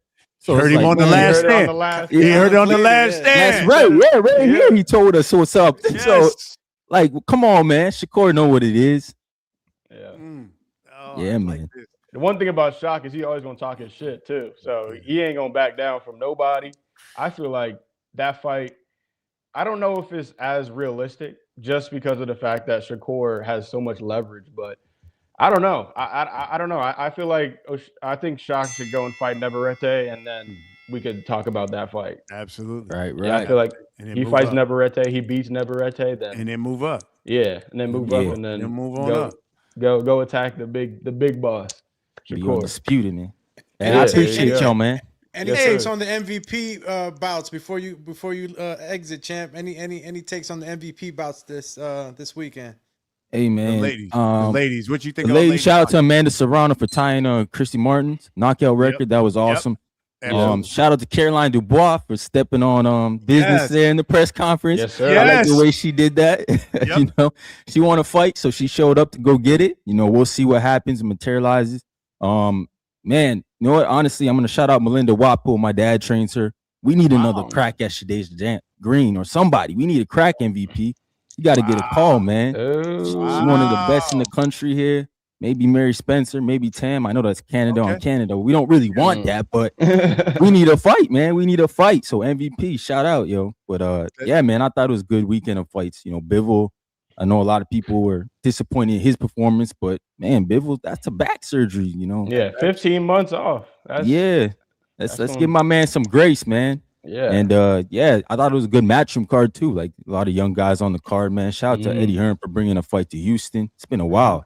I can't remember the last time I watched a fight card in Houston. So, man, boxing's in a beautiful place, man. We need to embrace it and just love what's going on right now, man. Yes, sir. Too much negativity talking. You know, shout out to my guy Clay. Came up talking to boxing politics, but you guys know what it is, man. It's been around forever, man. We can't act like this ain't the wild, wild west now. Yeah. Hey, it's a business. It's a business. We appreciate you coming by, Ryan, man. Thanks for stopping by. Shout out to Six, baby. Ryan, shout out always remember, yes, sir. Ryan, I'm a national treasure in this Six. Yeah, the brothers up there, the brothers up there, they back me forever. Yeah, forever. You already know, Brian Custer. Yo, salute, man. Shout out Toronto. Shout out the Raptors. Shout out the Blue Jays. That's my squad. Let's go, champ. Blue Jays are back. Wow, how about Canada up in the house? Yes, I like it. Yes, sir. I like it. Yo, I seen VC's eyes light up when I said the Six. I'm like, I'm like, is Drake on here? Where's Drake? Stop. Man, we love hearing right from now. I am repping the Raps. Let's go. Always repping the Raptors. Always repping the Jays. Look at you. That's good. Yo, this was another great 3 hours, man. I mean, absolutely. They fly by. They do fly by, man. It was great having the people, and we got to do this again. Like we said, we're going to have to start doing it more often. But I like having the cats come on, man. Give it a little speed. Yeah, absolutely. We're gonna actually we're gonna go ahead for the next live show. We're gonna have the call-in hooked up. All right. We're gonna have a number on the ticker banner at the bottom, and we're gonna start taking in call, guys. Shout out to everybody, man. Clay, Trees, my man Ryan, my man Deluxe on the patio and shit. Let it all breathe and shit. Hey, yo, pause, bro. Shout out to Deluxe, bro. Hey, yo, Deluxe is something, bro. I got the email, Deluxe, man. I see Uncle Ray in the chat. Uncle Ray. Where Uncle Ray at, man? Yo, Uncle Ray get his merch, man. Let's get Okay, Uncle cool, Ray got cool. his merch. Yeah, I know I seen a chat. I made sure they packed extra for you, Uncle Ray. We wasn't just giving you hoodie. We giving you shirt and hoodies. Hey, our members, we hook up the members. Yeah, we hook the YouTube members. Yeah. The YouTube members. Yeah. We hook up. You got to take the care of them. undisputed YouTube members. Yes. There he is. There he is. Fellas, let's go, champ. Yes. Absolutely. Yes, yeah, my man, Uncle Ray. You know, Uncle Ray. I don't think there's any other undisputed member. I think for now we got Uncle Ray. He's wearing the crown and the crown alone. But to everybody, man, that doesn't know, we do have memberships here on The Last Stand. So make sure you go check out the different membership tiers. Nothing complicated. Got 3 tiers on there, and of course, we're always doing special stuff for the members, and we'll continue to add some different perks. I know that we got some things in the works. I know my man BC is definitely always sending out merch to a couple of the members. So appreciate everybody that taps in with us. And if you're a YouTube member, DM The Last Stand on Instagram, and we will send merch. Man, make sure you follow us on all the platforms, right, Yes. Colin? Let them know where they can follow We us. on Instagram, we on TikTok, we on Twitter. On X, it's Last Stand Pod. And on Instagram, it's The Last Stand Podcast, same as the YouTube. So got it. We're active on that. We're active on the socials. We post every week, short form content if you don't want to watch the full thing, but we recommend doing both. Yeah, support us on the socials. All right, good. Uncle Ray. You got the shirt and the hoodie. I appreciate you, Uncle Ray. Sir. We made sure we took care of you. Gotta hook him up. Yeah, had to hook him up. Hold on. There we go. I had to hook him up. There we go. Yeah. True Tax Score. Yo, you need your taxes done. Make sure you hit up Alex too at True Tax Score. Get them taxes done. Yo, we don't want you to IRS. Don't play, bro. Listen, don't fight the IRS alone. Let the champ handle it for you. Right? Let the champ handle it for you, man. Yo, shout out to True Tax Corp too, man. Hey, they do my taxes, so we spitting facts up in here. They do my taxes, so absolutely. Again, you can always hit us up on Cash App. It's at Last Stand. Venmo. It's at Last Stand Sports. And support the show. Actually, I'll put up the Cash App right now before we go, just in case anybody wants to go ahead and donate to the program. Remember, guys, we do this for you guys. This is what we do. My man BC always bringing on the best, the latest and greatest guests on here, man. So I hope you do guys appreciate it. And listen, you can support us a bunch of ways. You, Ryan from the Six. From the Six. Appreciate y'all, fellas. Absolutely, Mr. man. MT23. Peace out, Alex, Big Custer, and Mini Custer. I like it. Mini Custer. Mini Custer. I'm taller than him. I ain't Mini. Yeah. On the new elected name, right? Iceman Colin. Yeah, we Iceman Colin. He down to the ice. You still got the cup. Still got the cup. We got the ice. Unbelievable. And shout out, thank you, Ronnie Shields, man, for your time. Oh, of course. The legendary Ronnie as Shields. he said Errol Spence is starting sparring today, and so he said I can give you a good 30 minutes. He gave us an hour. Yeah. He gave us an hour today. So thank you, Ronnie Shields. Of straight fire. Gems. How about that? Yeah. Straight fire. Gave us some good stuff. So if y'all missed it, y'all can go back. It was a good list. Watch this again, y'all. Make sure you support the podcast, man. And Colin, appreciate you. Alex, love you. Appreciate you, man. And we appreciate all y'all, man. Absolutely. Yes, thanks for watching The Last Stand with Xander Zayas.